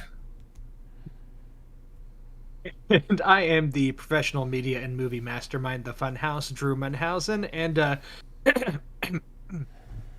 hi, this is Johnny Knoxville, and welcome to Fresh Out the Podcast. There you go. There you go. You know why they call him the Funhouse? Is that good? Was that a good Yeah, impression? that was great. Since it's a week later and not the week of the Royal Rumble at all, Jahan, you'll be happy to know that Bobby Lashley beat Brock Lesnar. I am pleased to know because fuck Brock Lesnar. So tying it back to the conversation we're about to have, well, the men's Royal Rumble has definitely happened. Wink, wink. A week ago. Mhm. Um, And when you'll it talk aired, about the winner later. but we could talk about the winner later. Yeah. But I will say Johnny Knoxville is an entrant in this year's WWE Royal Rumble. That makes So- sense. They've been on the show before, and it makes sense with the coming out of.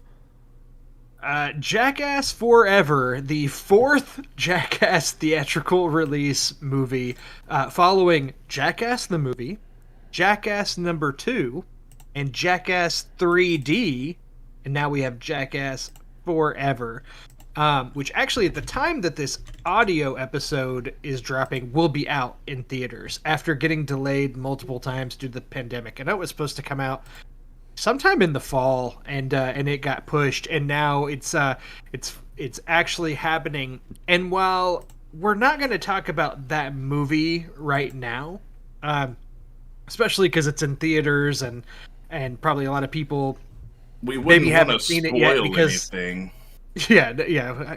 Spoiler alert: Johnny Knoxville gets hit in the nuts. But I wanted to talk about Jackass in general, Okay. because Jackass. Okay, I should have had this already pulled up before we started recording. But if I have my information correct off the top of my head, I believe Jackass ran for 3 seasons on TV, and like from 2000 to 2002 ish. I want to say, if I have my timing right. But just for me, in 2000, I would have been 11. And was definitely watching Jackass when it was on, and my friends were too. It was super popular. It was, Jackass was huge in pop culture at the time, like huge. I mean, Johnny Knoxville at that time was ultra famous, and his crew of guys, from Steve-O and Chris Pontius and Bam Margera and Wee Man and all those guys were famous by affiliation. And for better or for worse, Jackass was like kind of defining pop culture stuff for me at that time. Like, I watched a lot of it. It was always on MTV, and it was at that time where I was kind of growing out of watching things like Nickelodeon and the Disney Channel that I had been watching previously. And I was starting to, I was on the precipice of becoming a teenager, and Jackass was the cool Yeah. thing to watch, which it's funny now as an adult being like, yeah, that was cool at the time. But what is y'all's experience with Jackass? So I can't even think about Jackass without having to mention CKY. Same. CKY for me, the DVDs were a group of friends, and Yeah. the group of friends, the antics that they did literally led directly into Jackass. MTV started producing them mixed with some Hollywood types, which was Johnny Knoxville.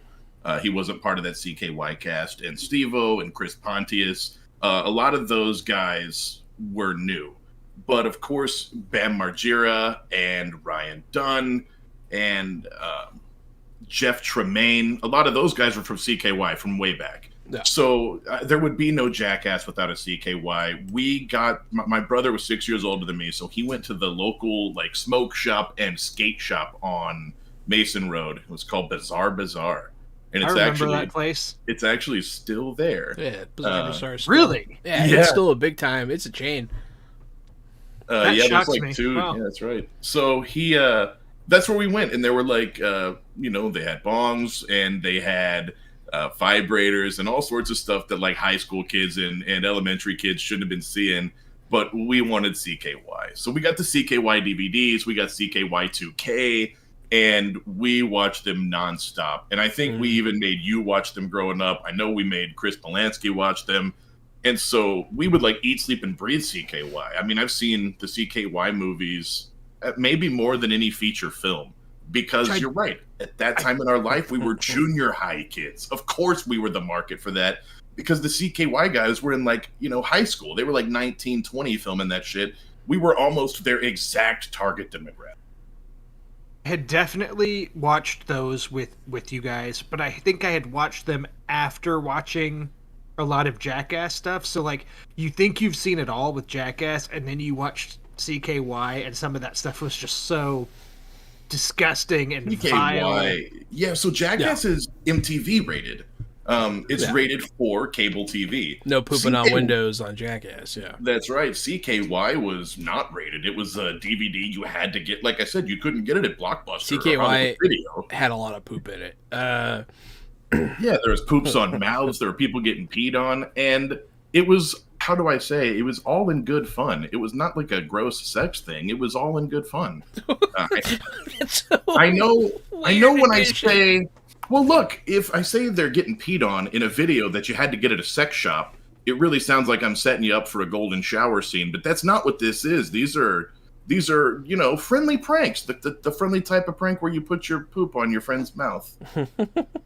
Gross. He almost killed that guy after that prank. But yeah, so my experience So yeah, I have a very similar experience. You brought up a good point, Drew. This was the transition from Disney and cartoons to trying to be an adult, and we thought this was. So I would like to first off say, Fresh Out the Podcast and its affiliates do not advocate for the repeat of any of the stunts that you see in these shows. Where did we try them when we were kids? Sure, but don't do it. We were stupid and we all almost died. But yeah, I had a very different experience. I think I got this off of LimeWire. We used to just like download like the most fucked up, like we used like the Faces of Death and all that fucked up shit. You're a kid. You're trying to like, hey, I heard that there was bad stuff, and then you're trying to look at it. But CKY, I watched the shit out of it. We would always try to prank each other. It's CKY had awesome music. It had hilarious music, like the Beastman Skeletor song. Skeletor!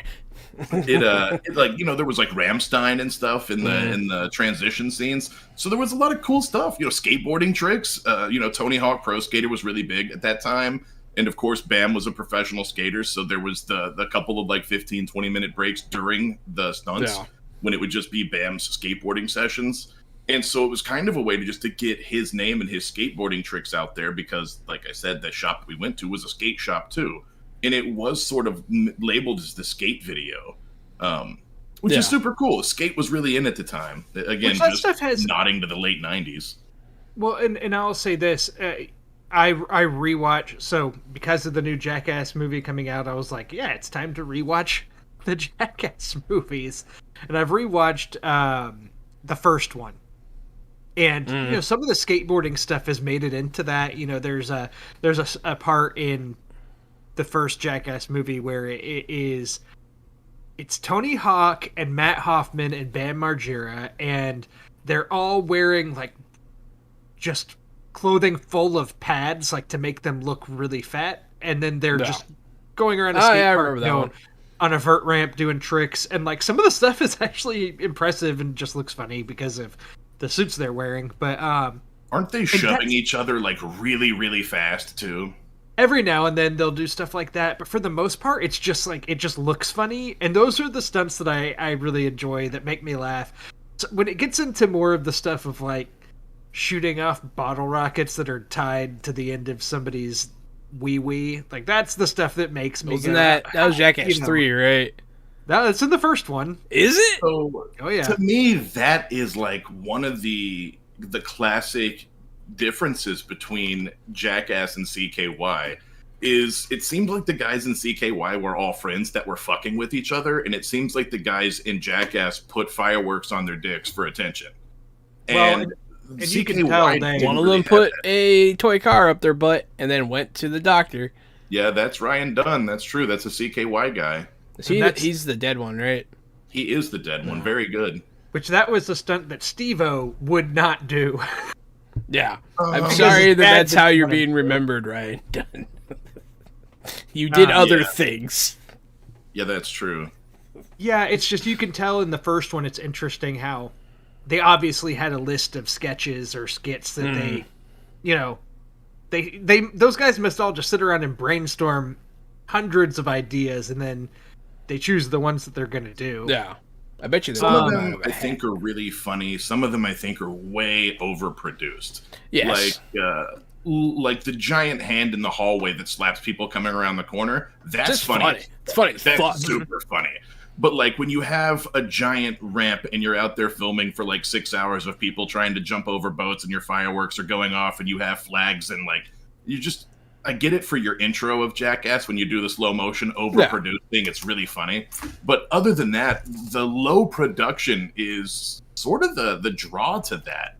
Pretty It's much. kind of charming in a weird way. Yeah, you just It want to has see that a charm. you want to see a regular guy eat shit doing a regular thing. So I think you're driving in the right direction, and I think that me and you share an opinion here. So I feel like the overproduction, the real reason why we don't like it as much is because it's not as genuine. Like the underproduced stuff, they're just friends. They're friends hanging out. You see yourself, you see your friends, they're hanging out, and they're not good male role models, but they were older kids that we could look up to, and like, hey, let's do this stupid shit as well. I feel like that might be why the grainy, underproduced shit where they're younger and they're just fucking with each other randomly is maybe more fun.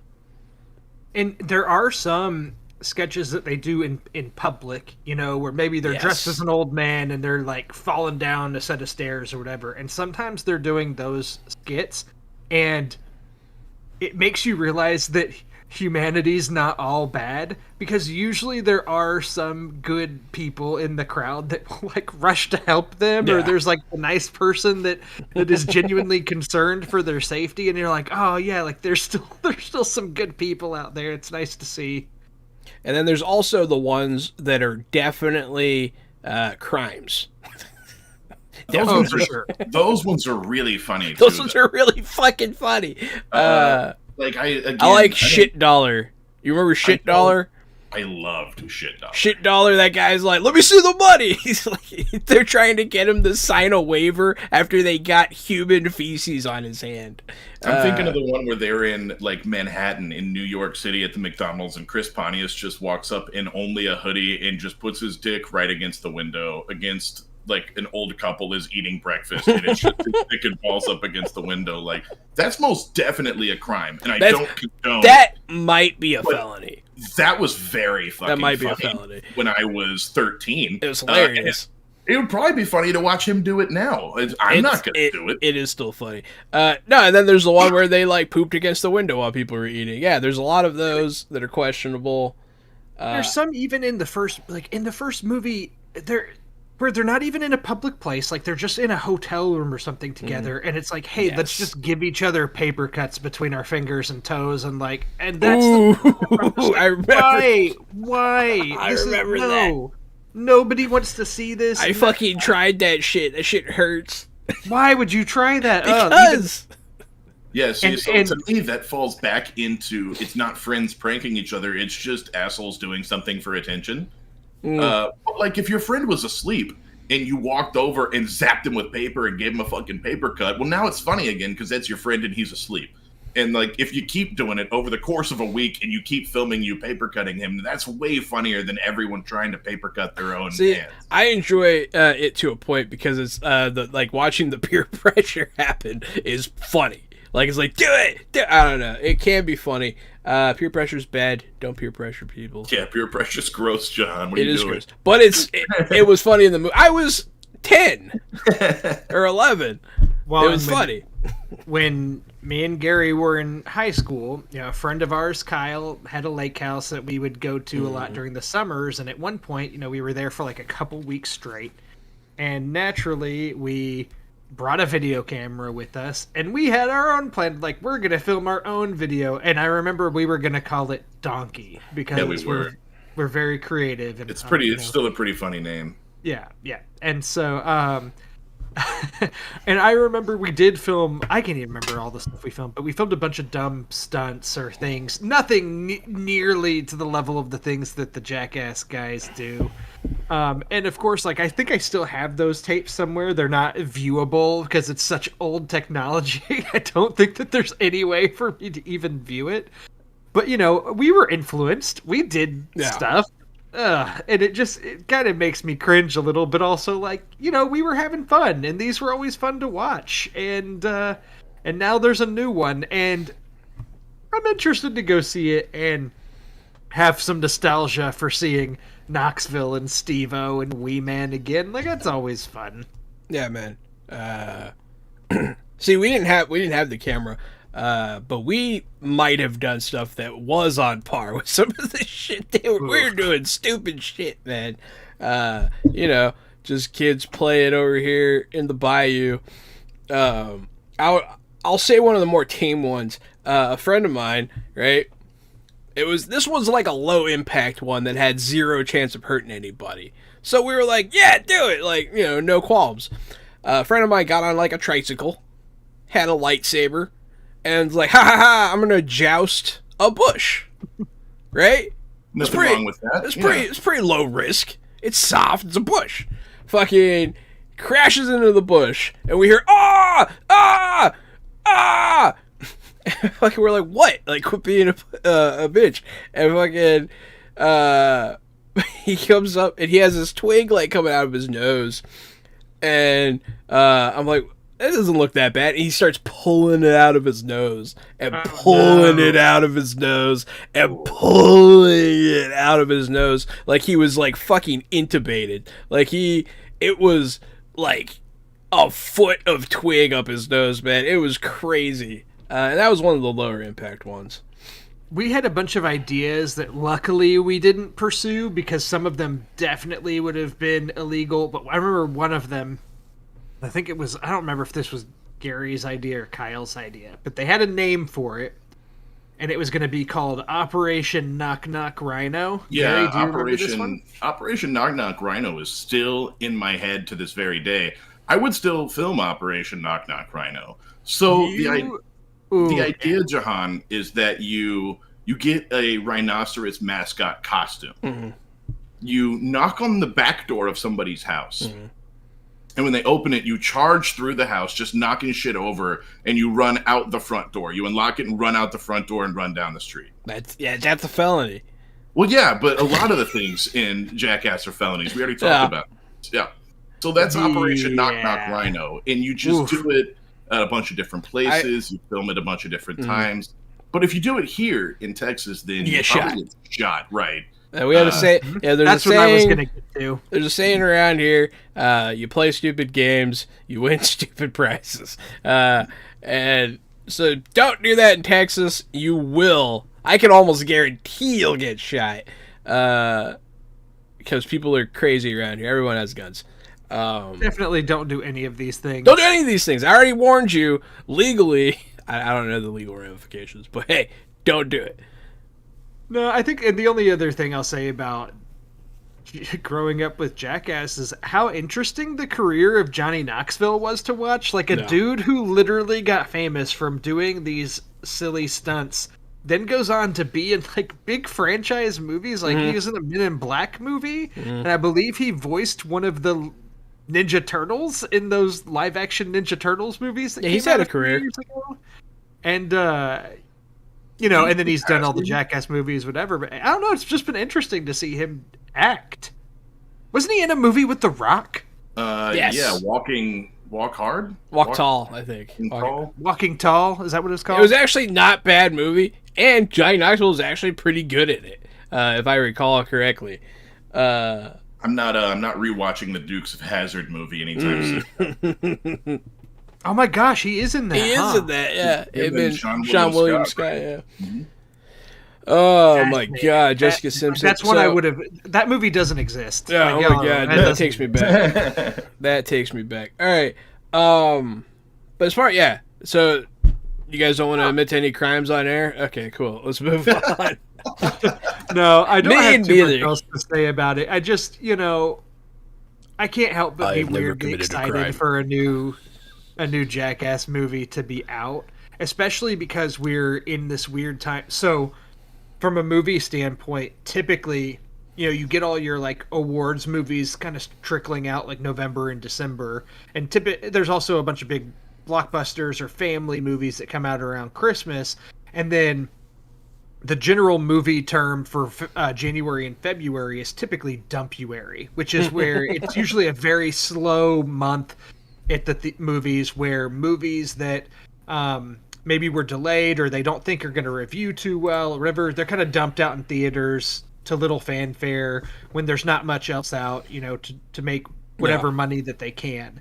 That's how it's been in the past, and that still kind of holds up now. You still get some last awards season things coming out, but we actually, the last big movie to come out was Scream, and there was supposed to be Morbius after that, but it got delayed due to the pandemic again. And there might have been some other things that got delayed. So we just kind of had a 2-week stint there where there was no really big releases coming out in theaters. And now we have Jackass and the new Roland Emmerich movie. So there you go. There's some things coming out in theaters again, but it's just a strange time. It's a strange time anyway in movie theaters due to the pandemic and who's willing to go to them. Because if it's not called Spider-Man No Way Home, then people haven't been going as much. But I have seen one movie, and it was Spider-Man No Way Home. Yeah. See, I've seen more. I've seen a few movies, but yeah, I've gotten used to seeing new releases at home. I don't want to pay $30 for popcorn. Right now, I like streaming shows more than I like any movies. The production quality of streaming shows is so high right now, and they're like 40-minute episodes that it's like you get 6 mini movies. It's not even comparable for me right now. I love it so much more. And I think that like mini movies might kind of be my jam, baby. I'm not even kidding. I might go see mini movies in theaters if they released more. Yeah. It'd be interesting. Yeah, I always thought it'd be cool if they, because they, sometimes they do showings of like shows day one at like Alamo. They used to do that. I always thought that was a really cool concept. I always liked the idea of watching that week's hot release live with people in a theater. Very cool. No, you have a point. Yeah, they did that with Walking Dead at Alamo Drafthouse for a long time. You're right. They did the. I think I actually caught some of those. Now that you mention it, and it was a cool place for fans to watch with other fans. Definitely. I think that's all we have for Jackass, right? I was going to say, before I totally move on, is there anything else y'all have to add to the Jackass conversation? Just that, it has a place in my heart, man. I grew up with it. It shaped me for better or worse. I did want to say something. One of my funnier memories of Johnny Knoxville is him. I think he was on Fallon or some show. And him talking about how he took a DNA test and found out that he's like severely inbred, and laughing hysterically. Johnny Knoxville thinks the fact that he is inbred is funny. That's really funny. That's all I have. Thank you for that last addition, John. Yeah, he's inbred. Well, anyway, let's get on to our fresh out the podcast takes for the week. What have y'all been watching? Anything of note? Boy, the new episode of Peacemaker. Oh my God. Right? The new book of Boba. Oh my God. I see what you're doing and here. The new Righteous Gemstones. Right? Super funny. We'll have to talk about them next week. They're so good. I need time to compress. Yeah, I'll go into more detail next time. But boy, they were just fresh. Certifiably fresh. Certifiably fresh. Man, that'd be really funny if something... They were all dog shit? No, if like something really bad happened, like something very like non-PC happened, and you're like, that was awesome. That'd be really Oh man. No, Drew. Actually, I don't have any TV to talk about, but I do have some streaming apps to talk about. Okay. I could talk about Paramount Plus and their documentary section. And I know this isn't riveting conversation for most people. I love documentaries. Yeah. Paramount Plus has a massive documentary selection, like way bigger than the rest of the people, because Disney owns like Nat Geo, so you would think they'd have a lot of great options. They really don't. The entire sections of Paramount Plus, everything's narrated. So a lot of documentaries these days will be like flyovers of beautiful places, and that's about it. The Paramount Plus, just they're narrated, they're great, they're informative. I've been watching a series called China from Above. It talks about like ancient China, traditional China, and flies over a lot of the old ancient historical sites where people lived or still do live. And it goes all the way up through modern China and how much they've exploded since like 1980 until 2017. That's actually really cool, man. Yeah, it's super cool. And there's a whole second season I haven't gotten into yet, but Paramount Plus is the place to watch some documentaries. Did not know that, and I also like documentaries. Yeah, man. Go over there, check it out. I promised I was going to talk to you guys about, I'll talk about Rainbow Six a little later. Vox Machina, though. That's go for it. I was going to say, when you talk about that, I'll talk about some movies, and then we can go full video game convo. We'll talk about video games later. I was getting ahead of myself because my notes are out of order. But Vox Machina.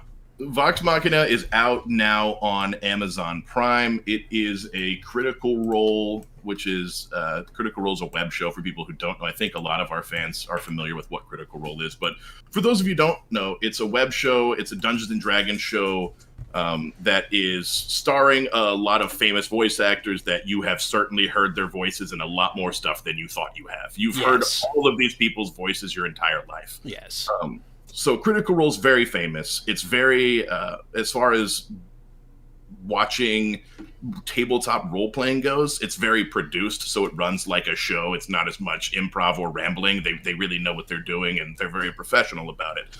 So they have a ton of fans. Those fans donated money on Kickstarter, I think, right, to fund a movie. And it hit all of its stretch goals and then doubled its stretch goals and then like quadrupled the stretch goals. And they ended up going to Amazon, gave them a shit ton of money to produce it, like to double their production value. So the show is a very high production value. The Legend of Vox Machina is a very high production value. It's an anime, but it's not Japanese anime. It's an American anime, 100%. Yeah. And there is nudity and there is over-the-top violence. Yeah. People are getting cleaved in half. You see bones, you see organs, you see the back of a nutsack, and boobs. Does it look different than the front of it? Well, actually, yeah. I mean, because it's not full frontal male nudity; it's back male nudity. So you see his little beanbag in between his legs. So it's that, right? Know what you're getting yourself into. If you're going to watch it, don't watch it with your kids around. Yes. Do not watch this with your children. It is certainly a parody of tabletop games. So if you're a Dungeons and Dragons fan or a tabletop game fan, you'll certainly enjoy it more. There's a throwaway line when like the king is looking for adventuring parties. And he says, all the murder hobos have been murdered. So we have to use somebody else. And so, hearing the line "murder hobos" as a tabletop guy is like, haha, they said the thing. Yeah. So, there's good stuff there. It knows it's a parody. It's silly. It's silly right out the gate and it really sets the tone of like, this is not some serious fantasy show. There's going to be like dick and fart jokes. They like sack tap each other every now and then. Two of them just sack tap back and forth and keep track of the points. So it's even a little immature, but not childish. It's certainly aimed at adults. I would say it is the best animated fantasy thing that exists. Really? Okay. Yeah. It's if you want that Western fantasy, that type of feel, it's the best one. That's it. I can't think of a better one. I know I've talked about some anime on here before. I loved Overlord, which has sort of a similar vibe of being, very violent and sort of a Western type of RPG setting. But Overlord, I thought, did some really fan servicey, kind of weird, thirsty stuff. And Yeah. even though this show actually has nudity and is pretty distasteful at times, it's in a different way. I Honestly, think, sometimes straight up nudity is less thirsty than a lot of the. Yeah, that's right. Because you know what I'm saying. Where I do know what you're saying. There's not like a bulging top, and there's not like drooling characters or anything. It's just like, look, there's a guy in a bed. He had sex. The camera pans on and moves. Yeah, it's matter of fact. It's more adult. Yeah, it's exactly right. It's not so thirsty. So I really do think that The Legend of Vox Machina is the best animated fantasy adventure that ever existed. Interesting. So let me throw some at you. Okay. I want you to say better or worse. All right. We'll start off with a big one. Adventure Time. It is better. Oh man. So there's only 3 episodes right now. That's fair. That's fair. That's One fair. of the best parts of Adventure Time is how long the story There's goes a and lot. how the characters' arcs intertwine with each other. It makes that show so much more complicated and beautiful. Okay. I don't think Vox Machina is going to have that. Okay. Yeah. No. That is fair. Castlevania. It is better than Castlevania because it is funnier than Castlevania. That's fair. So Castlevania is great and it's dark and it's grim, but it kind of has that one tone the whole time. Where Legend of Vox Machina goes through different tones. There is a vampire clan and a dark city where they live, where the tone is dark and gothic. But also there are towns with big, bright purple lights that say Gilmore's Glorious Goods, and there's magic items all over the table, and it's a high fantasy. It's hilarious. So they tackle all the different themes in that show instead of being sort of stuck to one like Castlevania. I just wanted to challenge your thing a bit because that's a claim, and I will have to, as a huge, you know how big of a fan I am of animation. Yeah, I know, and you're not a Critical Role fan either, right? I like season 2. I watched a lot of it, but not all of it. So no, I'm not. You're going to love it. Okay. Then I think you're with the L word. I think you're going to love it. I watched season 1, so I had different expectations, and there are already characters that I've made up my mind how I feel about them. So for me to watch it, like that's when I see the character that I hated, I still hate that character. But you won't have those same opinions going into it, and I think you'll like it a lot more than I do, and I like it a lot. That's cool. So I'm a huge fan of animation, obviously, and fantasy itself. So I will definitely be giving. I didn't realize it was out. I would have seen it already. It's got a dragon in it. But yeah, so it's a TTRPG cartoon made for us, by us. Watch it. Gary's gonna certify it fresh. I probably will too when I see it. So yeah, I can. I don't think I'm even like stepping out on a limb when I say you're going to love The Legend of Vox Machina. I believe you, man. I believe you. I'm for sure gonna check it out. I'm not like a Critical Role guy, but I'm interested in this. I think mainly because I have so many friends that are into this. So like by osmosis, I want to check it out. I actually, so the funny story I have regarding this is that this morning I was gonna start it up, and I have a 2-year-old daughter. So she's at a super impressionable age where she soaks up everything like a sponge. Yeah. And it used to be when she was a baby, like if I was up with her Saturday morning, I'd let my wife sleep in, and I could sit and watch TV and watch her because she'd be easy and just play, and she's not really watching what's on and doesn't understand. But now she's at the point where she pays attention to things.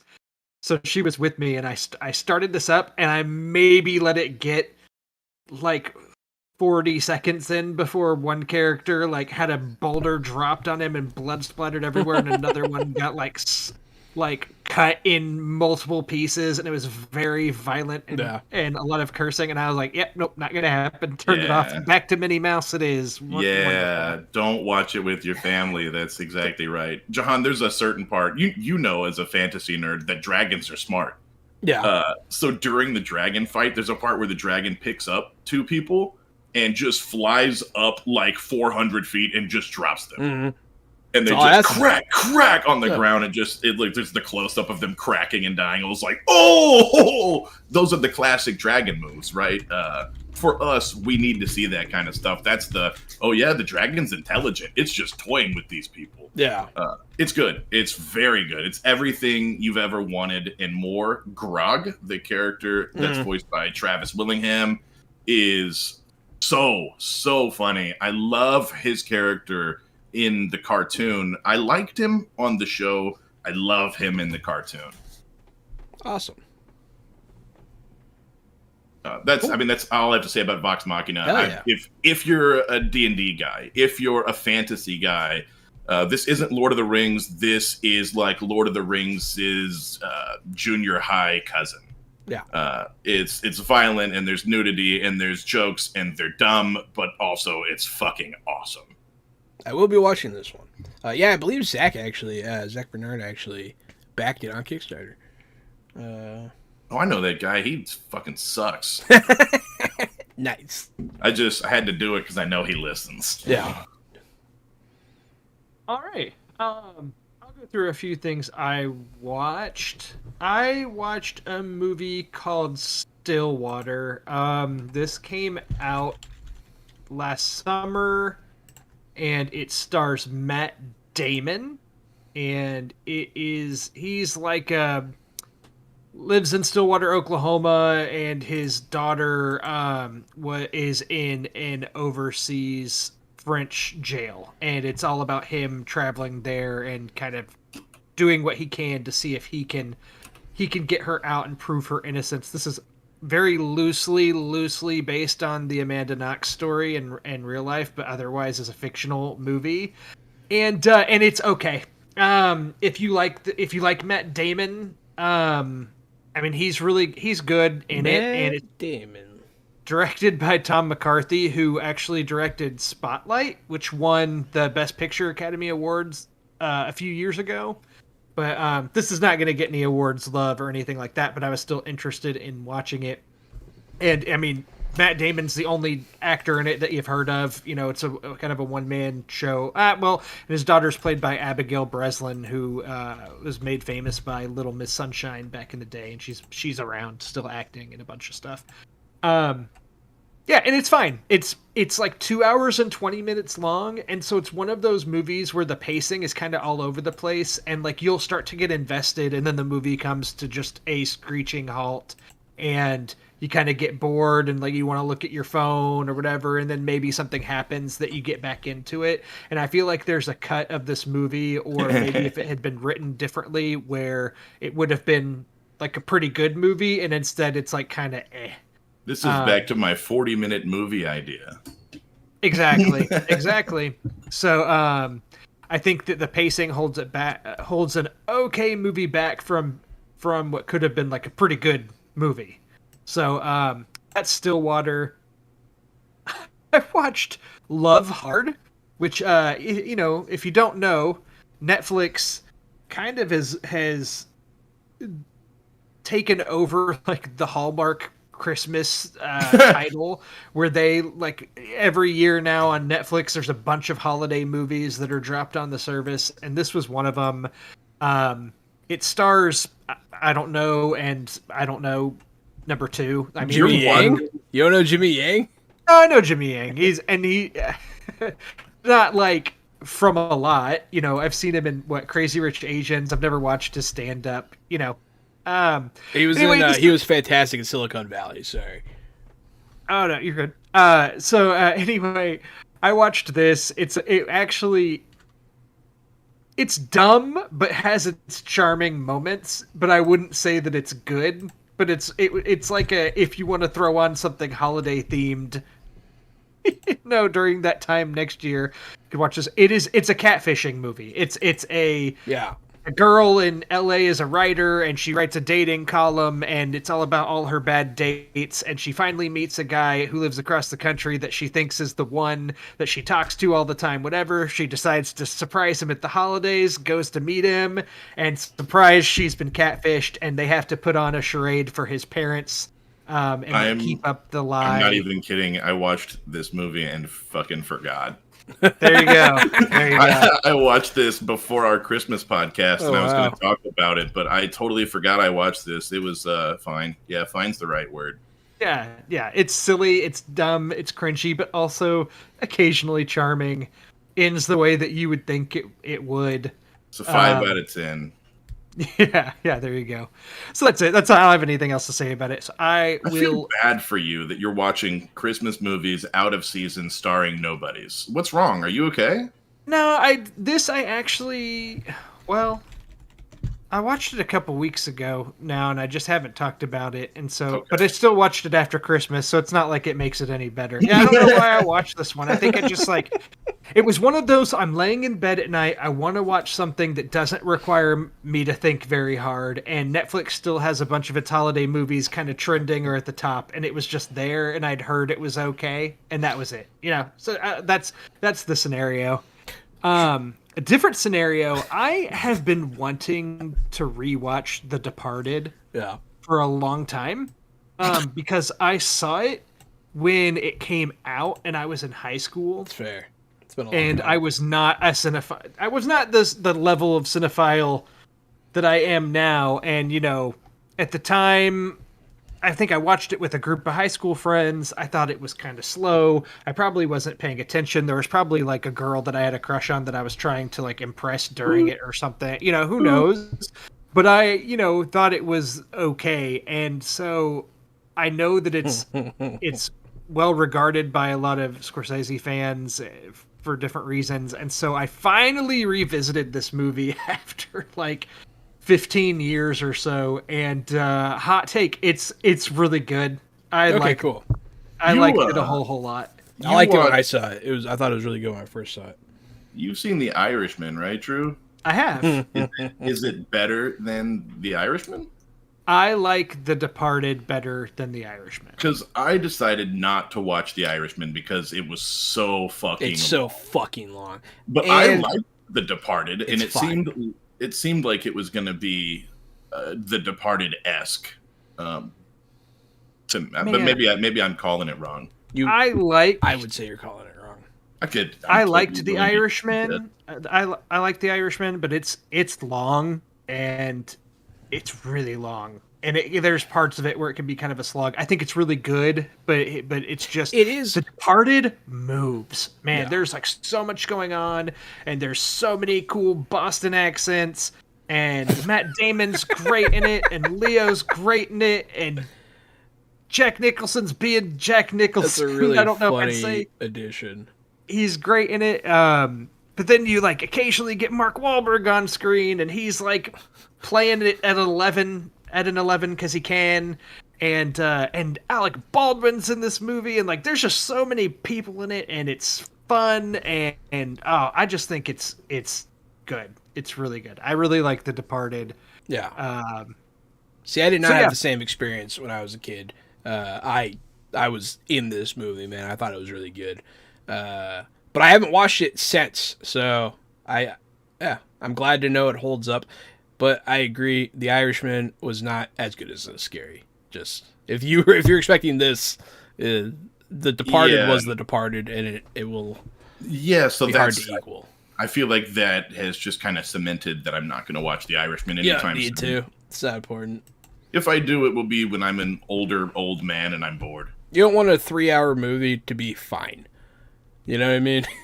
Yeah, I do. Remember, I'm the champion of the 40-minute movie. Yeah, that's fair. It's like 3.5. It's like almost pushing 4. The Irishman is long. It's fucking long, man. I would watch it as a season. I would never sit down and watch it.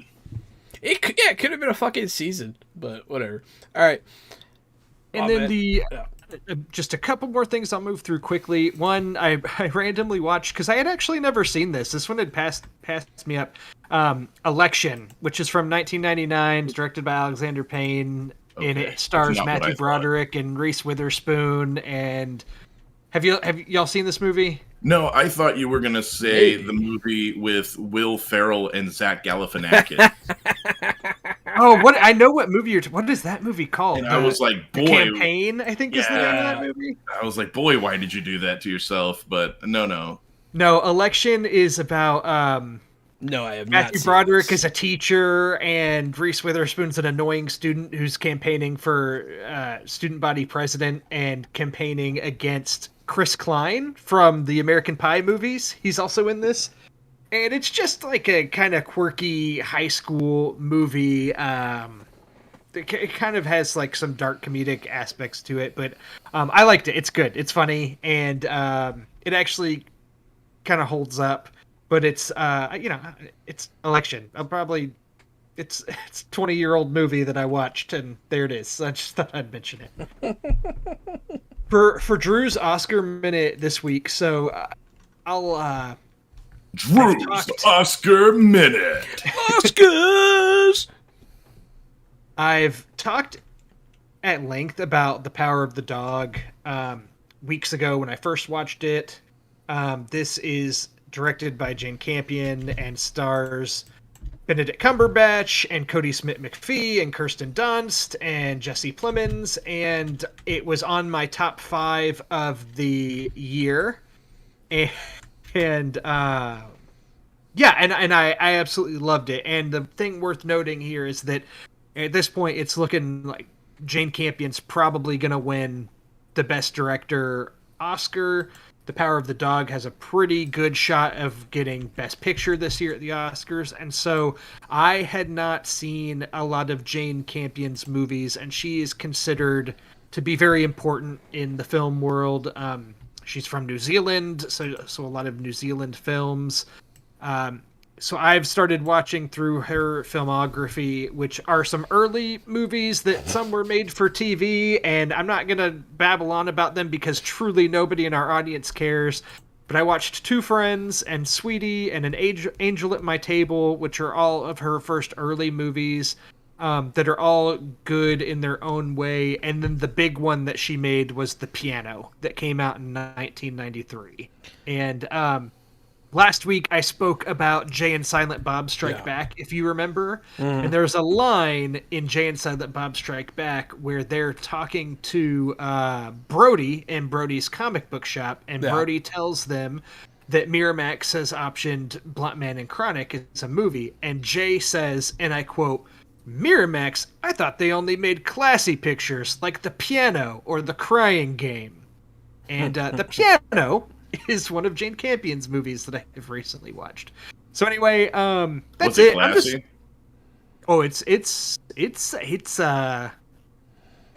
I mean, it's got some seduction. It's got some romance. It's got some affairs that take place. I mean, there's some drama. There is a piano. There is a piano. What if there was tickling the ivories? There are some ivory keys on the piano. No, and I mean the piano. What is there to say? It's a almost 30-year-old movie that was nominated for Best Picture.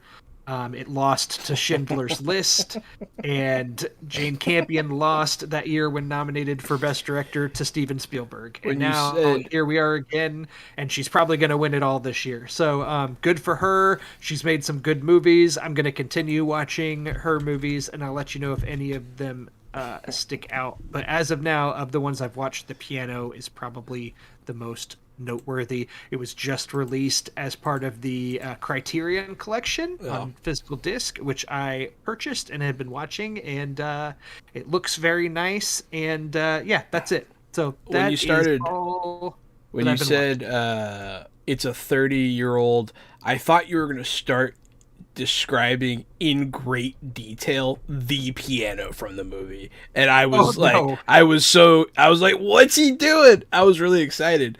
The only time I've ever done anything, I can't really give you shit. I've done this once, I think, where like Oscar hype, and then I went and watched all of a director's work. I did it with Bong Joon-ho.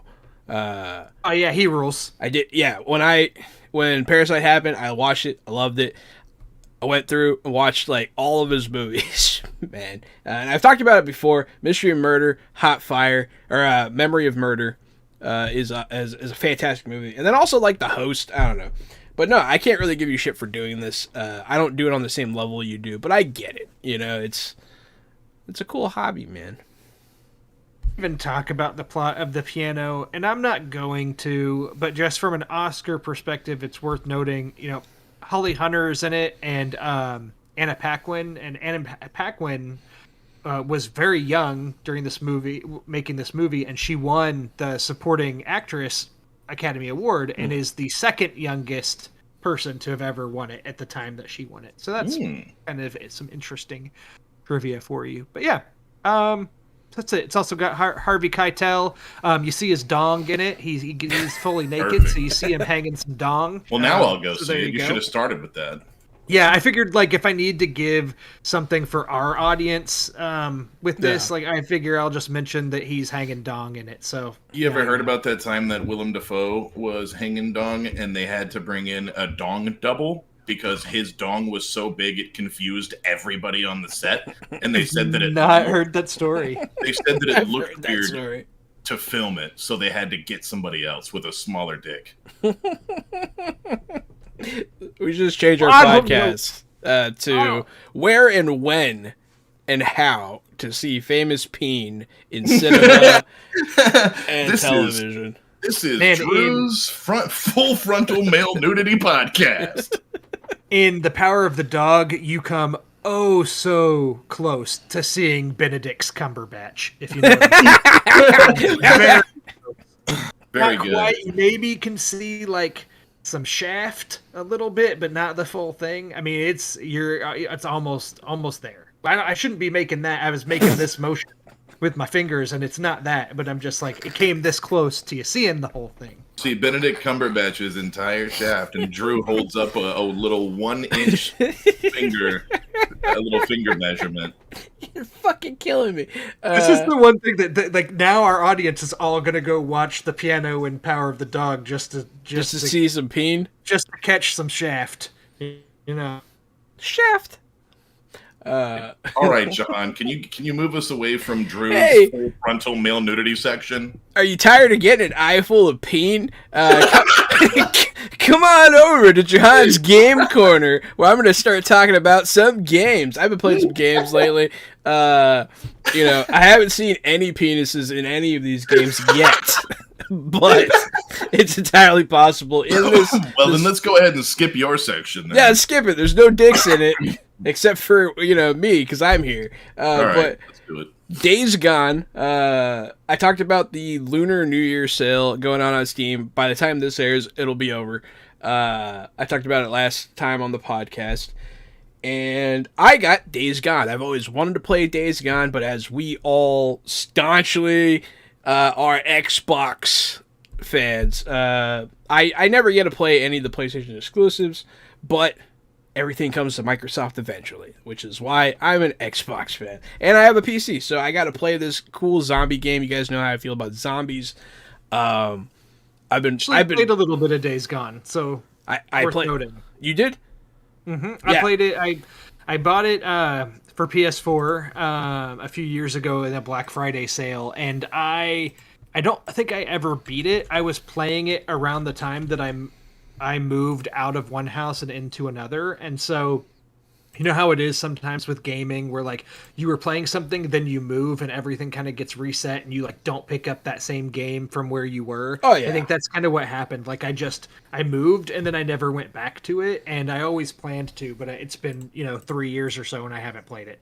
So Days Gone, for people who don't know, isn't that the one where you set up sort of like traps in a very large area and you run from impossibly large waves and mounds of zombies and kind of lead them into traps? I've played this game for a few hours already. I'm fucking loving what I'm getting. The camps are cool, easy, small, functional. Everything's easy to find. You're not running around a stupid town. I'm having some issue with some quest tracking, but that's not a big deal. You are a biker. You're very similar to like Daryl Dixon. You even have a crossbow. But it is worth noting this guy, I forget his name, Deacon. He's an asshole. He's not like Daryl. Daryl can be like, kind of gruff, but this guy's an actual asshole. But you're going around, you have a buddy you're taking care of. And I think that the way they do their quests is very interesting. That you have like you have quests that feed into like a percentage of completion of like a certain task. And so you can kind of do these smaller quests. It's like, hey, that one's going to help your friend survive. So you're moving towards that quest, even though you didn't necessarily have to do that. It's really cool. But the things to note about this game, There is some crafting. It's pretty slick, quick, on the fly crafting. You can make a Molotov while you're being chased by zombies, which is cool. I have had to do so because it gets bad. The zombie AI is where this game is at. I'm a huge zombie fan. You guys know this. Everyone listening should at this point understand that I mean, not a complete expert, but I'm kind of a zombie expert. So this game, I love what they do with the lore. I love that they have different types of zombies that behave differently. That's always cool. And the AI of the zombies, man, they start swarming.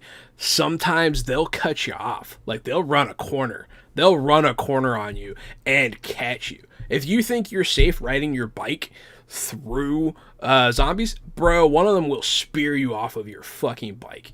And it is truly terrifying.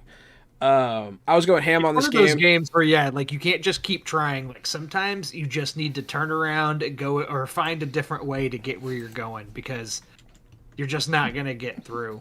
And it's also, if I'm remembering correctly, like, you know, you're short on resources, so it's not like you have a bunch of bullets to unload into these guys, or there's a location that there's zombies scattered around and you need to sneak in and get the resources that you need and try to sneak out without alerting anybody. It's that kind of stuff. Yes, there are. It's cool. I like the little zombies. There's like these little like creepers, and they won't attack you on sight.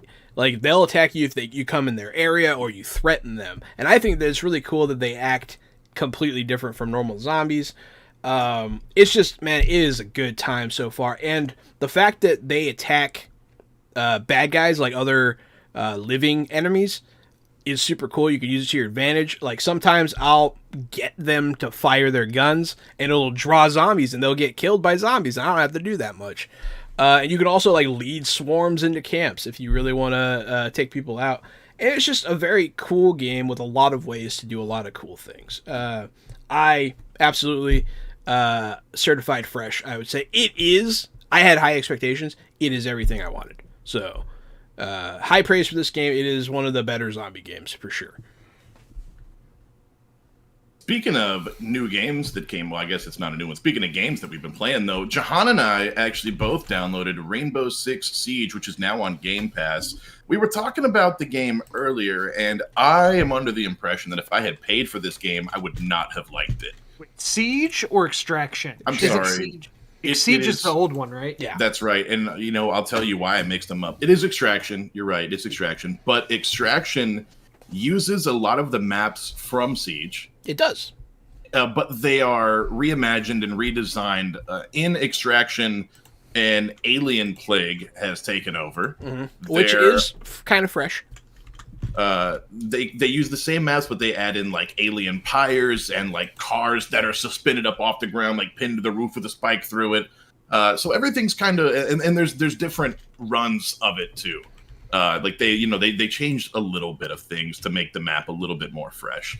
But the way this Extraction works is Siege is like a Counter-Strike type of game. There's a defending team, there's an offending team. Yeah. You go in, you plant the bomb. It's really fun too. I kind of expected something similar, but not at all. This is a 3-person squad game, and it's co-op PvE. Yes. So you're fighting against computers. The computers are aliens, and it's almost a Left 4 Dead type of feel, in that the aliens have different powers. Like, there are spitters, and there are jumpers, and there's big, strong ones. They're exploding You have almost no health in Extraction. You get hit like 4, 5, 6 times, you're dead. Yes. And the really cool thing about Extraction that I think really shines, and this is where I think that they had an idea, and they based their game around this idea, which was a cool idea, but it did not make a great game. So in Extraction, when you die on a mission, your character is like, you can get revived by a teammate, but the chances of that are really low, because when you're down, the aliens still attack you and kill the shit out of you. Like, they are trying to. They don't forget about you at all. They try to finish the kill, absolutely. Yeah, so if your teammate does not save you and does not get you up, your character is covered in, like, insta-foam, like yellow concrete insta-foam. And they're there. That's where your character's at now until the mission's over. And when you go back to character select, you can't pick that character. you have to pick another character and go back to that level and rescue that character. You have to pick them up. You have to take them to an extraction zone and load them back onto the helicopter. So you can lose characters and your characters stay injured. So if you get really hurt during a mission, you're not going to run that character again for 2 or 3 missions. So there's some really cool things about, you die in the first person shooter and you have to extract your character. Those are some cool concepts. As a whole, I just don't think that it's a great game. I think maybe it's a $30 game, but since it came out on Game Pass included, so sort of free for Game Pass players, it's fine. I'm not sure how much more I will play it. If Jahan's like, hey, man, I really want to play Extraction, then we will. But I don't think I'm ever going to ask Jahan if he wants to play Extraction. Yeah. So I have some thoughts. You touched on a lot of what I would have said. They have really cool concepts. You stay hurt, stay dead. You have a lot of characters in your pool, but that pool can dwindle pretty quick, especially at lower levels. And we had a lot of problems with the third person, like, ruining missions over and over. Like, we had some back-to-back just fuckheads. And, and you can improve survivability, you can wear armor, you can get armor from certain powers that certain characters have, and it is champion kind of based. You do have, each character is different with their own suite of weapons and abilities. The abilities are pretty minor, but it's all very cool. I think that the concept is fresh. I think that, they're these cool morphic alien things. I enjoy the quest setup where, you're going to do every mission's 3 parts, and then you also have these sub-missions that you can do whenever. I really do enjoy that. I had a blast playing this with Gary. It was fun. It is a fun co-op game, and it's free on Xbox Game Pass day 1. That's huge. It is actually, I thought that this was a $60 game. This is a $40 release game. This is not a this is not a full $60 AAA game. Like you expect, which explains a lot of the reused maps. But they do alien up the maps and make it fresh. They make it cool. I say play it. If you have a chance to play this on Xbox Game Pass, absolutely. It's free. If you're going to buy it, maybe. If this is your cup of tea. No. Gary says buy no. it. I think this is a $30 value, and it's a $40 game. So just wait. Just wait for it to pop up on a sale. Any sale, literally any sale, will be the right amount to pay for this game. I don't disagree too hard. I really think you should have some friends to play with too. Like Jahan said, pugs, random players can really ruin one of the match. bad parts about this game is that pugs, you always have bad teammates in games, but in this game in particular, some of the nature of some of the quests, one person can ruin. I'll give you an example. We were on like a take and hold mission where you had to hold a point on the map, and there's these kamikaze guys running at us, blowing up. Right, you got to shoot them before they get to you. Obviously, a guy throws a smoke grenade right on us, so we can't see them coming. And then okay, accident, whatever. We survive it somehow. I think I got somebody back up because the boomers got one of us. He does it again. So, people can just ruin these missions. And that's one of the issues. That it's too easy to do that. But I don't think it's a bad game by any means. I think it is a decent game, even at $40. We're talking a $10 difference between the agreeable price Gary has.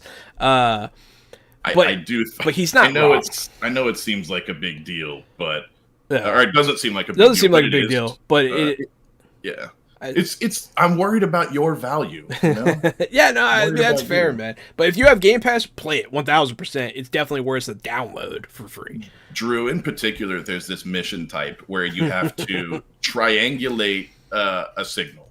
And at the top of the screen, all it says is triangulate the signal. Yeah. So if you're a person who can infer things, you know that you need to go get 3. But you don't have to get 3, and it doesn't say 1 out of 3 at the top. It just says triangulate the signal. So when you find box A, you can start triangulating. But then you don't ever find box B and C. And so when you play with a random and it's their first time playing, they don't know that there are 3 boxes to get. So they start triangulation, and it's not their fault that they just ruined the mission. I really am not so mad at the random because they don't know yet. I don't think we were getting trolled. I think the smoke grenade guy was trolling us. In fact, the last guy we played with that we failed with, where he messed up literally all 3 missions, he sent me a message afterwards and apologized. Oh, wow. He was You don't he was hear like, that that doesn't very happen often. very often. Yeah, he was like, "Sorry, man, I'm still learning the controls of the game," and I was like, "No big deal. It's like 3 in the morning. I'm going to bed." And so, it's not. I don't think that was totally the random's fault. I think there's something in the game design that could have stopped that from happening. Yeah, Like, you're right you have about to that discover all 3 before you can fucking start the thing. So what Maybe Gary's that talking was about faulty. is you have to start with A and then go to B and go to C in order, and as soon as you hit the first one, a clock starts ticking. So the way to do it is everybody stands at 1, or at least stand at the second one as well, so that you can go boom, boom, third. But yeah, it is You've got definitely like 20 seconds to get them. You don't have like you have a 10 good minutes. point. It You have is 20 indeed- seconds, it so is you indeed can't a- even. yeah. If you don't know where you're going, you can't get across the map fast enough to do the thing. It's just bad design on the game designer's part. It's just an oversight, I think. It could be fixed with a quick patch, but right now, as the game was released, I don't think that Rainbow Six Extraction is certified fresh. You're not getting it from me. I also won't certify this fresh. Me and Gary absolutely agree on that. And me and Gary don't. I mean, if you watch the show, you know that we definitely don't agree. Like even often, which is funny. Usually, But yeah, this one we that's absolutely right. agree on. Yeah, I don't like anything, and Jahan usually does. So for us to both say that this is not certified fresh, maybe you should wait for it to go on sale. Yeah, or just play it on Game Pass. Game Pass is free. But speaking of Game Pass, right? So I've been waiting on a game to come out for a while. I just pre-installed it on my PC. I've been waiting. I knew it was coming to Game Pass. They announced it a while ago. Warhammer Total War 3 is coming for free on the PC Game Pass. So I'm very excited for this one. Anyone familiar with the Total War series, this is it. But in the Warhammer setting, and it's the third one because all the other ones have been such fire. But yeah, I'm very excited for this one. I already have it pre-installed, like I said. I'm hoping Gary will play this one with me. Yeah, so I played like Rome Total War when I was a kid, and I loved those games. But like, man, it has been like It's been a while, yeah. years. Yeah, they I'm have talking Rome. maybe 20 years. They have Rome, Shogun. There's like 30. There's so many titles in the Total War repertoire. I'm a fan of Warhammer, and I used to like the Total War games. I just haven't played one in so long that I know I'm gonna be up shit creek for a while. Me too. I mean, I'm gonna be this game. It's everything you love about Total War with demons and magic and fantasy races. It's the other two were fire. This one's gonna be great too. I will say this one's gonna be fantastic. I get to control armies of fantasy orcs and stab people, so I'm in. Yes. Yeah, that's it. So that one's another fresh deal from the Xbox Game Pass. This one's coming out in February. You can pre-install now. This other game, I was very excited. It just popped up in the coming soon section. It doesn't come out for a few more months. But as you guys know, surprisingly to some people, I am a huge fan of simulation games like The Sims, any amusement park builder, all that stuff. Beavers. Timberborn. I'm excited to play that one. 2 Point Campus is coming to Game Pass. Right now it's available for pre-order only. So I'm thinking this might actually come out day one on Game Pass, which is interesting. It is coming out day one. Excellent. And So that's the same makers of 2 Point Hospital, right? same makers of 2 Point Hospital, which was also, and I think still is, on both Xbox and PC Game Pass. 2 Point Campus is the same people that made 2 Point Hospital, but it's college. It's a college campus, and you're trying to, I imagine, educate people. I see a clown. I see a kid that looks like a vampire and a wizard. So I imagine you're trying to build all the classrooms to accommodate these interests and get these degree programs on track so that you can be the best campus in 2 Point. I'm very excited for this one. Like, don't let me undersell it. I'm ecstatic that this is coming for free for me. It's another win in the Jahan game column for sure. And that's all about video games for me. One thing, just talking about Game Pass titles, I'm just really excited because they just recently put the the Hitman trilogy on there, Yes. with the newest Hitman games, which I've played the first one and I loved it. I haven't played 2 and 3, and 3 is pretty new. Like 3 only came out towards the latter part of last year, and I remember getting angry because I wanted to play it on Xbox. But it was not on sale during Xbox's Black Friday digital sales. Yeah. But it was for PlayStation. Like, it was a really good price for PlayStation. I was like, I'm going to hold out because I really want to play it on Xbox and not on my PlayStation. No. And sure enough, that worked out for me because the trilogy just came to Game Pass. And so 1, 2, and 3 are all on there. So I'm excited. Those are games that have always interested me, and no, that does bear mentioning because we are talking about Xbox Game Pass. We're not sponsored by them. We'd love to be because we're all such huge fans, and it's nice to be sponsored by somebody whose product you support act genuinely.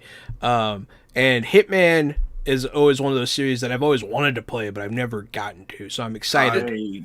I really dug in deep to Hitman 2. It's lovely. It's a great game. Nice. I really enjoyed Hitman 2.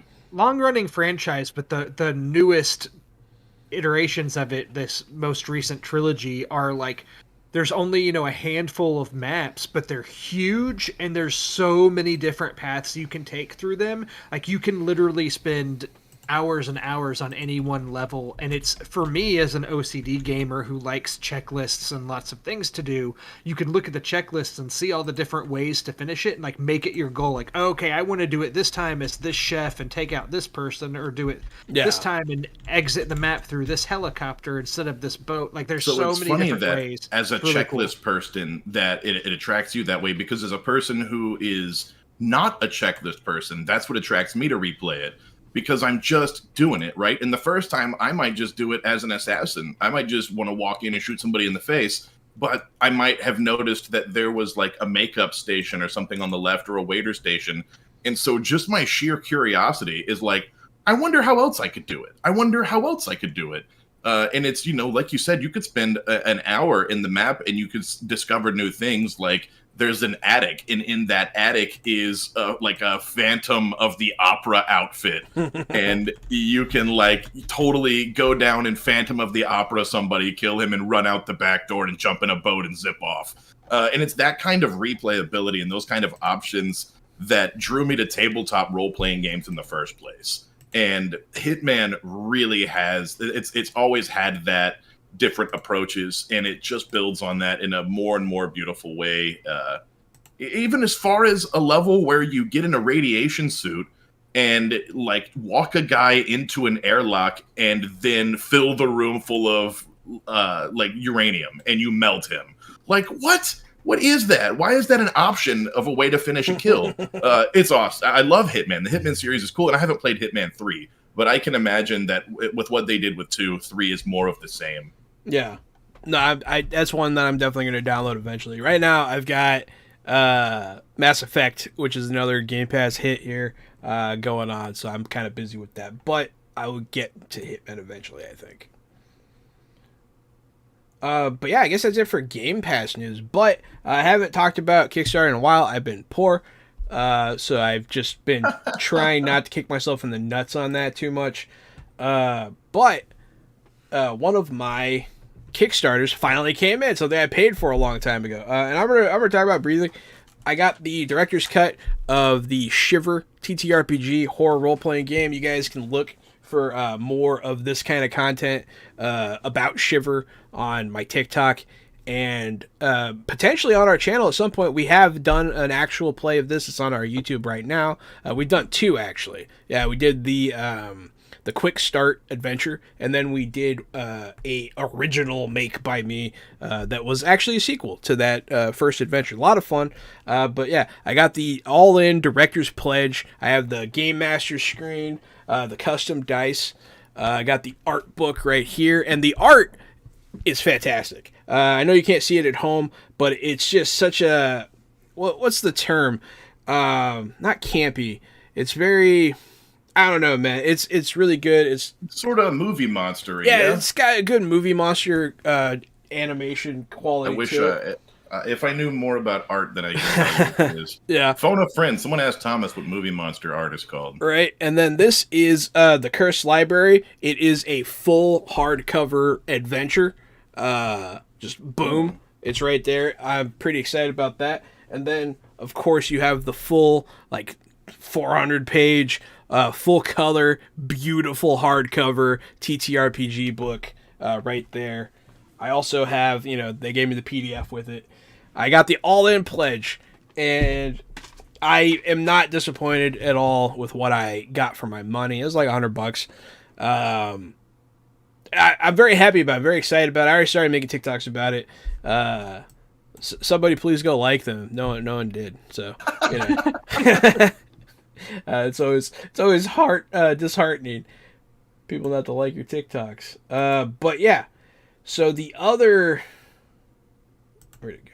So the other thing that I want to mention, there's a couple of Kickstarters that I actually think are pretty cool on the horizon. I wish I had money to back to myself, but this one particularly is a wallet drainer. Marvel Zombies, by the creators of Zombicide. They have a pledge for about 120 at the base, and then they go all the way up to 450. I would be lying if I said I've never paid that for a board game before, but hey, here it is, Marvel Zombies. It is based on the Marvel Zombie comics. You guys probably saw it on the What If Disney episodes of the What If Marvel. And if you get the biggest pledge, you get like a Galactus. It's like a foot tall, a zombie Galactus. So it's very cool. You get what you pay for.